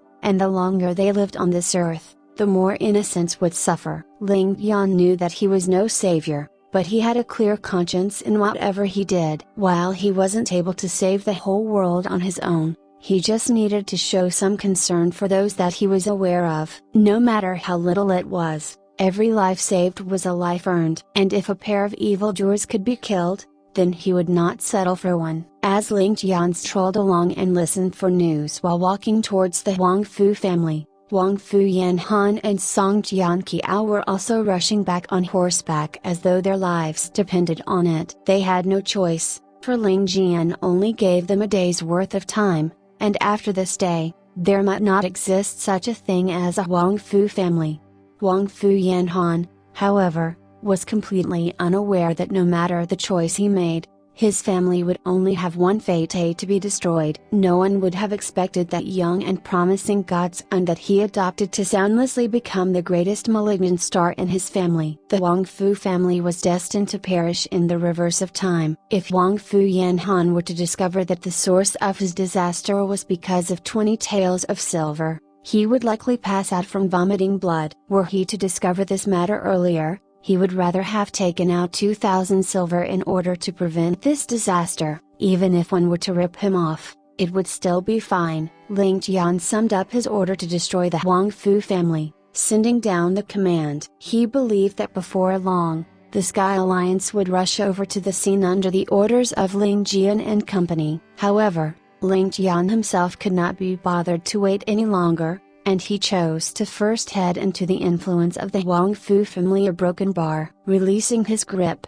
the corpse which was still alive moments ago collapsed at his feet like a lump of mud, without any sign of life left within. The cold and piercing gaze of Ling Tian revealed endless amounts of frosty killing intent. If it wasn't for him personally hearing and witnessing things, he would never have believed that it was possible for someone to commit such atrocities. Furthermore, it wasn't just once or twice, but countless times, without any sign of repentance. As if that wasn't enough, they even purposefully put on the airs of a saint, as though they did not have any sin. The godson of the Huang Fu family was even more splendid, a true genius at incurring heaven's wrath. Well, that was provided if there was ever justice to be found by looking at the heavens. Whether there was justice in the heavens, Ling Tian would not know, but Ling Tian definitely trusted his own eyes. He silently infiltrated in the west lateral courtyard of the Huang Fu family's house. This was the residence of where Huang Fu Yanhan's favorite second godson lived, and after grabbing hold of a guard and forcing out an answer, Ling Tian's anger had reached a boiling point. As someone who had lived across 2 lifetimes, while Ling Tian wouldn't dare to claim that he possessed more self-restraint than all others to the point of controlling his emotions, he could at least perform the bare minimum of hiding his thoughts. To have our young noble Ling so furious, one could imagine just the sort of things this Huang Fu A6 young master did. 1. These few years, just the broad outline coming from the guard he previously coerced already showed that more than a few thousand ladies had been trafficked in the hands of this young noble to various parts of heavenly wind continent. As for forcing ladies into prostitution, or turning people homeless and destitute, these were too numerous to even count. Not to mention capturing those fresh-faced males and forcing them into slavery for other degenerates to abuse as they wished, which also numbered in the thousands. Furthermore, a large number of these victims were also shipped to the distant Heavenly Star and Heavenly Sun continents, earning an astronomical sum of wealth for the Huang Fu family. The wealth obtained was already so terrifying, but it was common knowledge that even the most ordinary guard could know. So what was the actual total revenue? Just how much did they indulge in these poor citizens, devoid of conscience, utterly insane? If this daddy here is unable to clear off your entire Huang Fu family today, then my name will not be called Ling Tian. Ling Tian clenched his teeth in determination. Today, even if the Heavenly Emperor personally descended to Earth to beg for mercy on the Huang Fu family's behalf, the outcome would still not change. Even if they could descend, would they even deign to do so for such scum of society? The only place that such scum belonged to was hell. If the Huang Fu family's head, Huang Fu Yanhan, wasn't aware of such a matter, that would be the biggest pile of dog shit on earth. Damn it, if you were able to count so much silver every day, why wouldn't you even question the source of such wealth? It would be weird if he wasn't aware of such matters at all. As such, Ling Tian had already made up his mind in a split second. Even if he had to kill off all 5 descendants of the Huang Fu family today, he would rather do so than believe that any one of them was innocent. It might be so in the other families, but in the Huang Fu family, the fact that you were born in such a family meant that you had to shoulder this sin. Pull out the weeds by the roots, and leave none remaining. He left behind a trail of bodies in his wake, and as he barged into the living hall, Ling Tian did a brief search and finally found a wide wardrobe inside one of the bedrooms. With some strength, the wardrobe slowly squeaked open, and it revealed a wide passageway to the underground, with even steps cut in the stone leading down to the basement. From down below, an unsatisfied voice hollered out, "Wang 3, what the hell are you even rushing us for? When us brothers are done pleasing ourselves, it will be your turn then. You always get the deed first slot, and only this time you are standing guard outside. Do you need to be so urgent about it? How useless." A cruel and cold smile stretched across Ling Tian's mouth, and he jumped straight down without any hesitation. From within the chamber obscene laughter, as well as the despairing screams of women, continuously sounded. These voices were clamorous,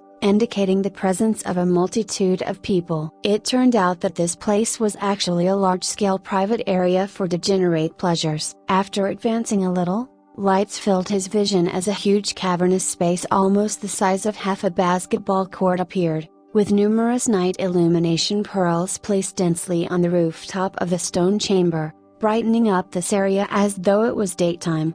Surrounding the area were countless stakes with many young ladies lashed on them, their bodies drawing the A-ring currency section character broken bar. Their heads hung powerlessly down, the hair covering their faces. Many of them were not moving, and it was unknown if they were dead or alive. Gazing around, Ling Tian could not help but feel the blood rush to his brain as he stood in anger. He viciously scolded, Beasts. A bunch of beasts. You deserve death. There were more than 100 young ladies without a single stitch on their bodies inside this area. Every one of them had the same hopeless expression on their eyes, staring aimlessly into the distance. As for their screams, movements, and cries, they were all instinctive, but they already had no hope of being saved. 30 to 40 men were similarly without a single thread, every one of them pressing down a girl under them as they barbarously moved. Bursts of crazed laughter sounded now and then, and their faces were all warped into a rictus of pleasure. The ladies under their bodies all powerlessly kept their eyes open, enduring the punishment in despair. A broken bar. Bang! Ling Tian's body flashed, and he pried up the closest hooligan away from the girl, before giving him 2 tight slaps. The crisp sound echoed throughout the stone chamber and everyone immediately stopped their movements, staring at this uninvited guest. For a moment, no one could process his presence. "Who is Wang Fu Qingyun?" Ling Tian coldly hollered. "Who are you?" A large person that was completely naked stood up, viciously staring at Ling Tian. He then let out a strange laugh. "No matter who you are, you must be tired of living to dare to barge inside this place. A pretty boy? Are you itching to get deflowered by me? This daddy will surely satisfy you. I'll let you experience heaven." Ling Tian only ruthlessly smiled before his body moved, dragging the speaker over by the hairs on his scalp, throwing him upwards. He caught that person's arm, and with a sudden yank, he tore the entire arm off in a shower of blood. The sinew from the arm hung out a few feet long in length, twitching like a snake as fresh blood spurted out. The big guy screamed crazily for a moment before fainting. A cruel smile laced Ling Tian's face as he stepped on the wound he created, before harshly grinding down on it. Cracking sounds could be heard, as though one was walking through a forest filled with dry bamboo, as the remaining bones of his upper arm were smashed to bits. Everyone present immediately yelled out in shock. This incomparably violent scene left them frozen in shock. More than 100 pairs of eyes stared directly at Ling Tian, as though witnessing a demon that had just stepped out of hell, their bodies filled with an ice-cold fear. They were however unaware that the first 2 slaps he had given the poor guy at the start had immediately shattered his skull, causing him to lose his life immediately. However, looking back on it, this guy was the most blessed, as he died in the most painless manner possible without having to suffer this torture of hell on earth. The big guy who had the bones on his arm ground to bits screamed in agony as he woke up from the pain. The moment he opened his eyes, he came into contact with Ling Tian's eyes that were filled with killing intent, and immediately shut up, trembling in fear. Ling Tian stared at them, slowly asking, "I'll ask again. Who here is Wang Fu Qingyun?" Perspiration the size of bins appeared on the brow of the man, as his face contorted into a mass of lines due to holding in the pain. He forcefully lifted up his other arm, pointing towards a direction. At the end of where he pointed, a pale white youth about 20 years old could be seen. He was still pressed onto another lady a moment ago, but now he scrambled up his feet as he stared at Ling Tian. While he was not aware of Ling Tian's identity, from the ability that the latter had displayed along with his movement technique and ruthless methods, even if all the men present were to mob him, it would still be a futile attempt. A heavy sense of death loomed in Wang Fu Qingyun's mind. Wang Fu Qingyun slowly stepped backward, his mouth babbling nonsense as he did. "You a broken bar? Who are you?" "This hero. If you have words to say a broken bar, then let's hear it." "A broken bar, I can give you gold. Silver, a broken bar, I can give you all my wealth. You a broken bar, don't kill me. Whichever girl here catches your fancy, you can just a broken bar take her and go. If only a broken bar one is not enough, then a broken bar take a few."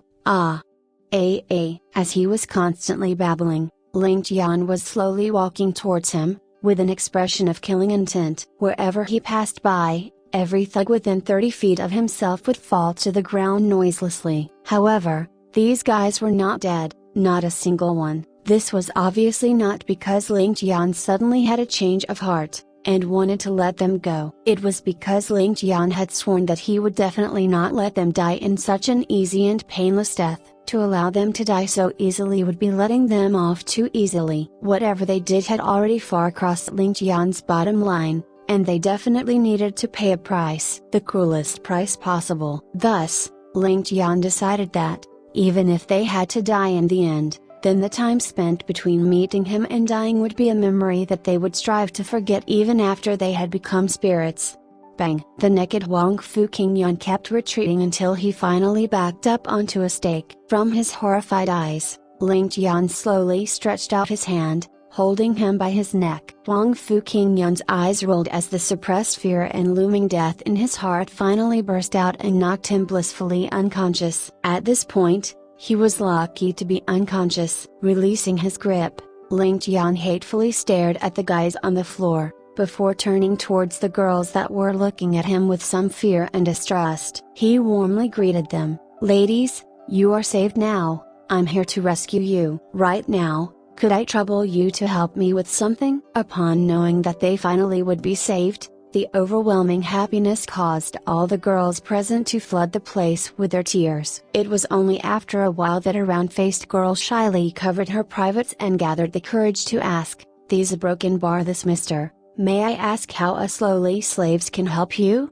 Ling Tian smiled in return, pointing to the heap of clothing at the corner and replied, "Could you all first release the rest of your sisters that are still tied up, then put on some clothes, before tying these beasts on the same stakes? Do you dare to do so?" "We dare." All the ladies immediately agreed, clamoring when they heard his words. They immediately rushed towards the scattered articles of clothing in embarrassment, hurriedly putting them on. It was at this point that they affirmed this elegant and handsome young man was indeed here to rescue them, putting an end to their cruel suffering. Their day of revenge had finally arrived. As they gazed at the frozen figures of the men lying on the floor, all their eyes immediately filled with hatred and cruelty. For these devils that they did not even dare to make eye contact with daily, could today actually be the day where they sent them down to hell?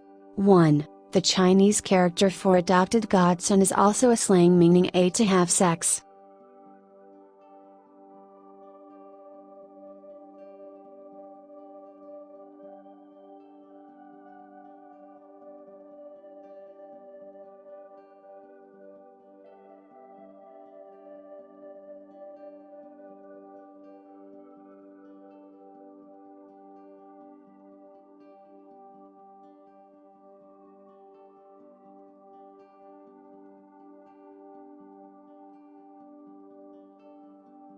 Chapter 651, Man of His Word. Among these girls, most of their families were brutally killed and they also suffered from humiliation. Such hatred and enmity were irreconcilable. In a state of hatred, these originally pure and innocent girls were already clenching their teeth and thinking about how they could torture these beasts to vent their hatred.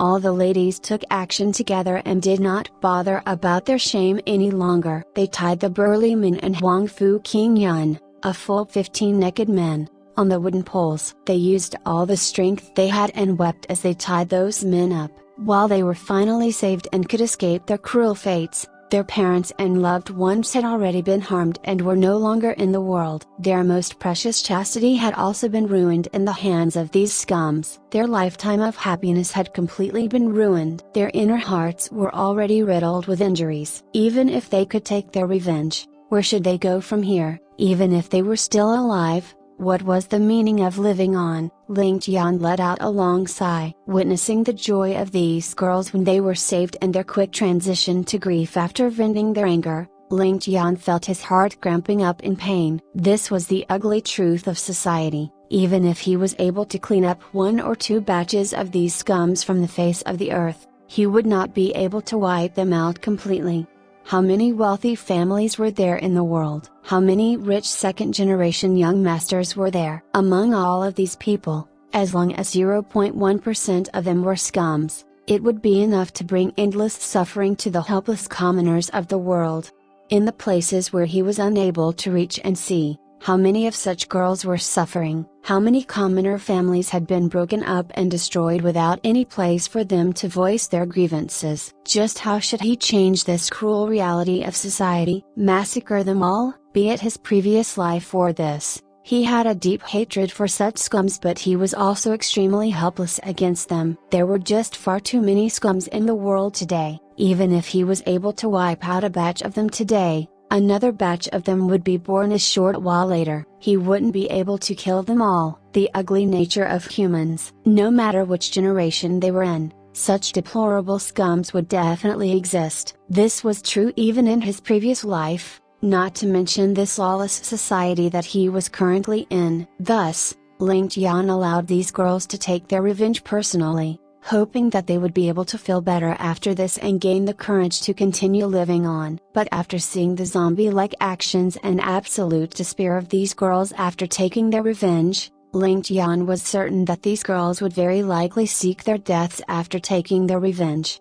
Just what should he do? Even if he couldn't kill them all, he should still kill them with the most brutal and cruel methods. Unless I cannot find them, the moment I find them, I will definitely uproot them completely. Such people do not deserve to be called humans. They do not deserve the right to enjoy anything on this earth and do not have the right to leave behind a future generation. They should be destroyed completely. This is the right way. Ling Tian made a resolution in his heart. As long as he saw scums like these, he would kill one if he saw one, kill two if he saw two, and kill 1,000 if he saw 1,000. If the entire world was filled with scums like these, then he would just have to wipe out the entire human race. Even if he became the public enemy of the world, he must live up to his conscience. Treating violence with violence. Let the heavens watch as I kill all the way to the end. A commotion could be heard from afar and a few miserable groans could be heard mixed within the commotion. Feeling a wave of heat coming from above, Ling Tian's figure flashed and he appeared at the entrance of the underground tunnel. A black shadow then appeared in front of him. Ling Tian had arrived. Reporting to young noble, the Wang Fu family is already in our complete control, including Wang Fu Yanhan. Not a single one of them managed to escape. Can I ask young noble how we should deal with them? What are the casualties of our brothers like? Ling Tian asked with a frown. 216 of our brothers died in battle, 40 severely injured and more than 300 with light injuries. 19 is injured and Ling 4 has light injuries. The rest are all fine, Ling Jian replied succinctly. A mere Wang Fu family caused us to lose that many men. Ling Jian's appearance was calm and he let out a sigh. His tone then became strict as he ordered, gather all of the Wang Fu family captives over here and bring the hostages that we kidnapped here as well. Today, I want to let the Wang Fu family members witness their family members get executed by being sliced into 10,000 pieces. Not a single one of them shall be let off. Ling Jian was startled by Ling Tian's never-seen-before cruelty but quickly regained his cool and excited appearance could be seen on his face as he bowed respectfully and began issuing the orders. Ling 1, Ling Tian roared. This subordinate is here. Ling 1 appeared with blood all over his body. His gaze was fixed on Ling Tian as he awaited his orders. Send some men over and carry all the men tied to the wooden poles in the secret chamber out. Take out all the remaining wooden poles and bury them here. When the members of the Wang Fu family are brought over, tie them all up onto the poles. Ling 1 acknowledged the orders and waved his hands for his subordinates to carry them out. Ling Tian then added, there are more than 100 girls who had been abused in the secret chamber. Do not scare them and invite them out carefully. Send some food and clean water over. Ling 1 was stunned for a moment before acknowledging his orders respectfully. He immediately understood why his young noble was so furious. As an old subordinate who had followed Ling Tian for a long time, he naturally understood what Ling Tian hated the most. It seems like the Wang Fu family had truly crossed Ling Tian's bottom line and their only outcome would be for their family to be completely wiped out. A short while later, all the wooden poles of the Wang Fu family were erected up in the west courtyard. On every wooden pole, a naked body filled with fear would be trembling on the wooden pole. The few hundred girls were invited out and Ling Tian had made special arrangements for them to sit down and watch the ending of their enemies. However, these girls who were so full of hatred did not even want to sit down and had flames in their eyes. They glared fiercely at the masterminds who were on the wooden poles with a cruel glow in their eyes. There were even some who could not conceal how much they were looking forward to those beasts dying a cruel death. Despite clean water and food being sent to them, these girls did not touch the food or water at all. Despite them being both fatigued and hungry, They would rather starve to death and witness the retribution of their enemies first. As Ling Tian looked at the hatred in the eyes of these ladies, he suddenly had an idea. A clattering sound could be heard and Huang Fu Yanhan was brought over together with the other captives of the Huang Fu family. Their bodies were all filled with blood and looks of despair could be seen on their faces. Ling Tian looked at Huang Fu Yanhan with disgust on his face and ordered, "Tie them all on the wooden poles." A few burly men acknowledged the order and quickly tied the captives of the Huang Fu family up onto the poles as though they were dumplings. As the subordinates of the Sky Alliance saw the girls who had obviously been tortured badly, they all understood what the Huang Fu family had done. All of them were completely enraged at the outrageous actions of the Huang Fu family and hated the fact that they could not dice these scums up on the spot. Thus, they naturally wouldn't be the slightest bit polite to those from the Huang Fu family. The sound of galloping horses could be heard and the other members from the Huang Fu family who were previously hostages had also arrived. The first young noble of the Huang Fu family, Huang Fu Jun, was naturally included. The moment Huang Fu Jun witnessed the scene in front of him, his body immediately turned soft. The final strand of hope that his family would save him was completely extinguished. All the upper echelons of the Huang Fu family were present today and not a single one of them were missing. The rescue mission that he was looking forward to was no more than a joke from beginning to the end. Glaring at the more than 200 wooden poles in the courtyard, Ling Tian bellowed with a cold voice, "I am going to ask all of you a few questions. Where did you sell all of the girls that you captured over the past years? Who did you hand them over to? Who were your accomplices? Where are they now? What other powers participated in it? You better spill the beans without leaving anything out." Huang Fu Qingyun, who was on the wooden pole, opened his eyes as though he saw a ray of hope and asked, "If I come clean, will you give me a road to survive?" Ling Tian smiled cruelly and said, "Road to survive? All right, as long as you come clean, I will pardon your life. I definitely won't go back on my words." "Really?" Huang Fu Qingyun immediately relaxed and was elated. "I also know, let me speak first." A broken bar. A few others immediately began fighting for the chance to speak, with the hope to survive in front of their eyes. None of them could be bothered about any rank hierarchy and began arguing. "FK all of your ancestors, stop clamoring. Talk one by one. Whoever makes any more noise would be crippled by me first." Ling Tian roared and said in a sinister tone, "All of you listen up. If any of you can point out any falsehood in his words, I will give you a path to survive. Remember, only one of you will be allowed to speak and only one of you can be allowed to live. I hope that all of you will treasure this chance." Huang Fu Qingyun was overjoyed and he said anxiously, "Let me speak. Let me speak." "All of the messages went through me." "Rest assured, sir, I will definitely tell you everything that I know and will not miss out a single detail." All of the other members from the Huang Fu family glared at Huang Fu Qingyun viciously as they prayed that this fellow would miss a few details or get some of his facts wrong so that they would have a chance to survive.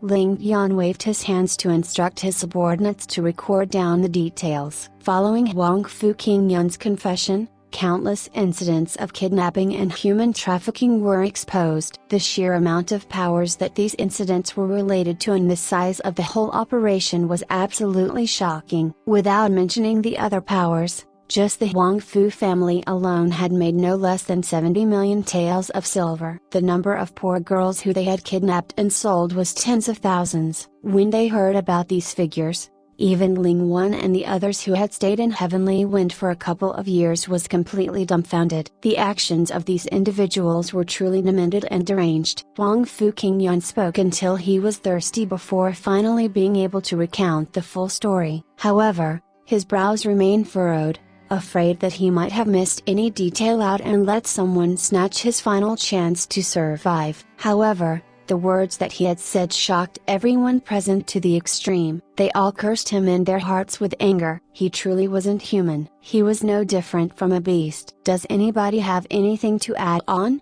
After a moment of silence, Ling Tian suppressed the killing intent in his heart and asked with a cold tone. The captives who were tied on the wooden poles had their brows furrowed in deep thought as they searched for a chance to survive. They had to admit that while Huang Fu Qingyun was a scum, he was a scum who was extremely intelligent. Turning around, Ling Tian looked at Ling Wan and asked, Did you record everything that this B Street Road said? Ling Wan hurriedly replied, "Rest assured, young noble, I have recorded it all down without missing anything out." Ling Tian snorted and ordered, "According to the list which you just made, as long as any family is on the list, execute their whole family and sentence them to death by slicing them up into 1,000 pieces. Your Sky Alliance will be in charge of all the organizations in Heavenly Star and you are not allowed to miss a single one out. Those in Heavenly Star shall be left to Ling Tian to handle. Immediately send a pigeon to her and you must uproot them all by the roots, regardless of whether they are young or old, man or woman, not a single one must be left behind." "Yes," Ling Wan replied solemnly, "I will carry out your orders now." Ling Tian waved his hands before turning around to look at the members of the Wang Fu family. After waiting for a moment and realizing that no one had anything else to add, he said, "Since no one wants to add anything on, we shall begin the execution. We shall start with those who have been captured from the underground chamber. Execute them by slicing them into 1,000 pieces. Before the 999th cut, not a single one shall be allowed to die." Pin drop silence. No one would have expected Ling Tian to sentence them to the cruelest form of execution. Wang Fu Yanhan felt his body trembling as his face cramped up and roared, "Aren't you guys too vicious? Isn't killing us an extremely simple matter? My Wang Fu family will admit our defeat today, and if you guys are men, give us a quick death. Can you guys be considered heroes to torture your captured enemies with such extreme methods?" Ling Tian watched Wang Fu Yanhan with a cold gaze as he retorted, "Wang Fu Yanhan, even a beast like you dares to talk to me about being a hero? A martial arts family like yours only knows how to use your strength to oppress the weak commoners and gain benefits from their pride and bodies. You still dare to talk to me about being a hero? Scumbag!" With the actions of your Wang Fu family, even executing you guys by slicing all of you up into 1,000 pieces is letting you off too easy. You still want to die a quick death? How can there be something so good? I want you to personally watch all of your children suffer a cruel execution so that you wouldn't be able to tell which pile of meat is your children or wife when you're in the underworld. I want to dig up the graves of all your ancestors and use dog's blood and human pee to soak the ashes of your ancestors. I will ensure that they cannot lift their heads up even as a ghost. For them to give birth to a bunch of B Street RDS like all of you,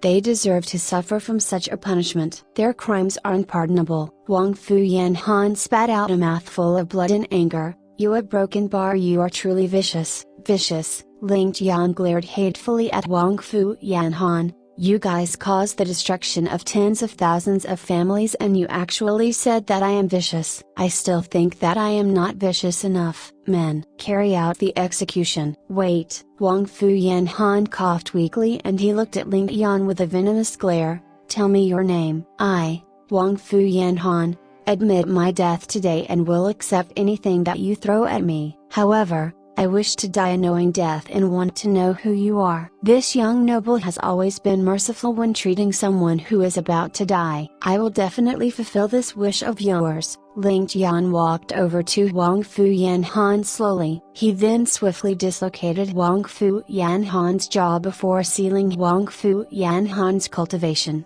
"This young noble is Ling Tian from Heavenly Star's Skybearing. The men from the Sky Alliance are all my men. Do you understand?" Despair could finally be seen in Wang Fu Yanhan's eyes. He originally wanted to drag for time and gather the last bit of his strength to bite his tongue or destroy his meridians to commit suicide. He originally intended to commit suicide immediately after hearing the name of his enemy. However, he never expected Ling Tian to see through his thoughts and he no longer had the strength to even commit suicide. He can only wait and watch his family members endure the cruelest execution in the world. "Begin." Ling Tian waved his hands. 20 people shall form a group and you guys should not carry out the execution too quickly. Take your own sweet time so that they can favor this memory of theirs and enjoy it to their heart's content." "Yes." 20 men stepped out with their blades. These 20 men had experienced countless slaughter on the battlefield and would naturally not have any hesitation or pity for the members of the Wang Fu family. Ling Tian watched from the side with his eyes narrowed and took on the role of commander for the execution. What about me? Young noble,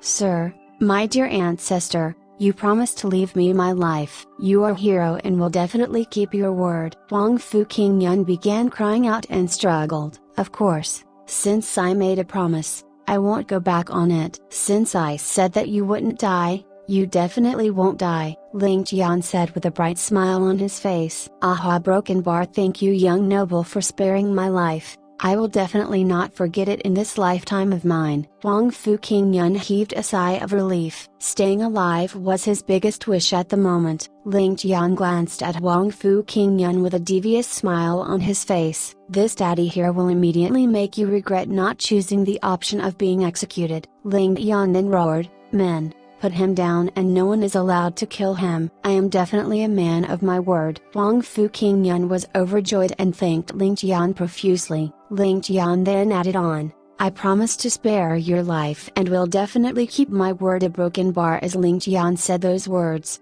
Ling Tian and the others had a strange look on their faces and the hundreds of girls were full of disappointment. Huang Fu Qingyun was naturally overjoyed. Men, pull out his eyes, pierce his eardrums, cut off his nose, pull out his tongue, break all of his teeth, castrate him, cut his tendons, smash his backbone, and break all of his ribs, Ling Tian said in a single breath. That will be all. After doing all of those things, allow him to lead a life on the outside. This young noble will definitely keep my word. Since I said that I would spare his life, I would definitely make sure he can leave this place alive. Remember to be gentle with your actions and do not harm his life. After all of the above tasks are completed, he must still be alive. Do all of you understand?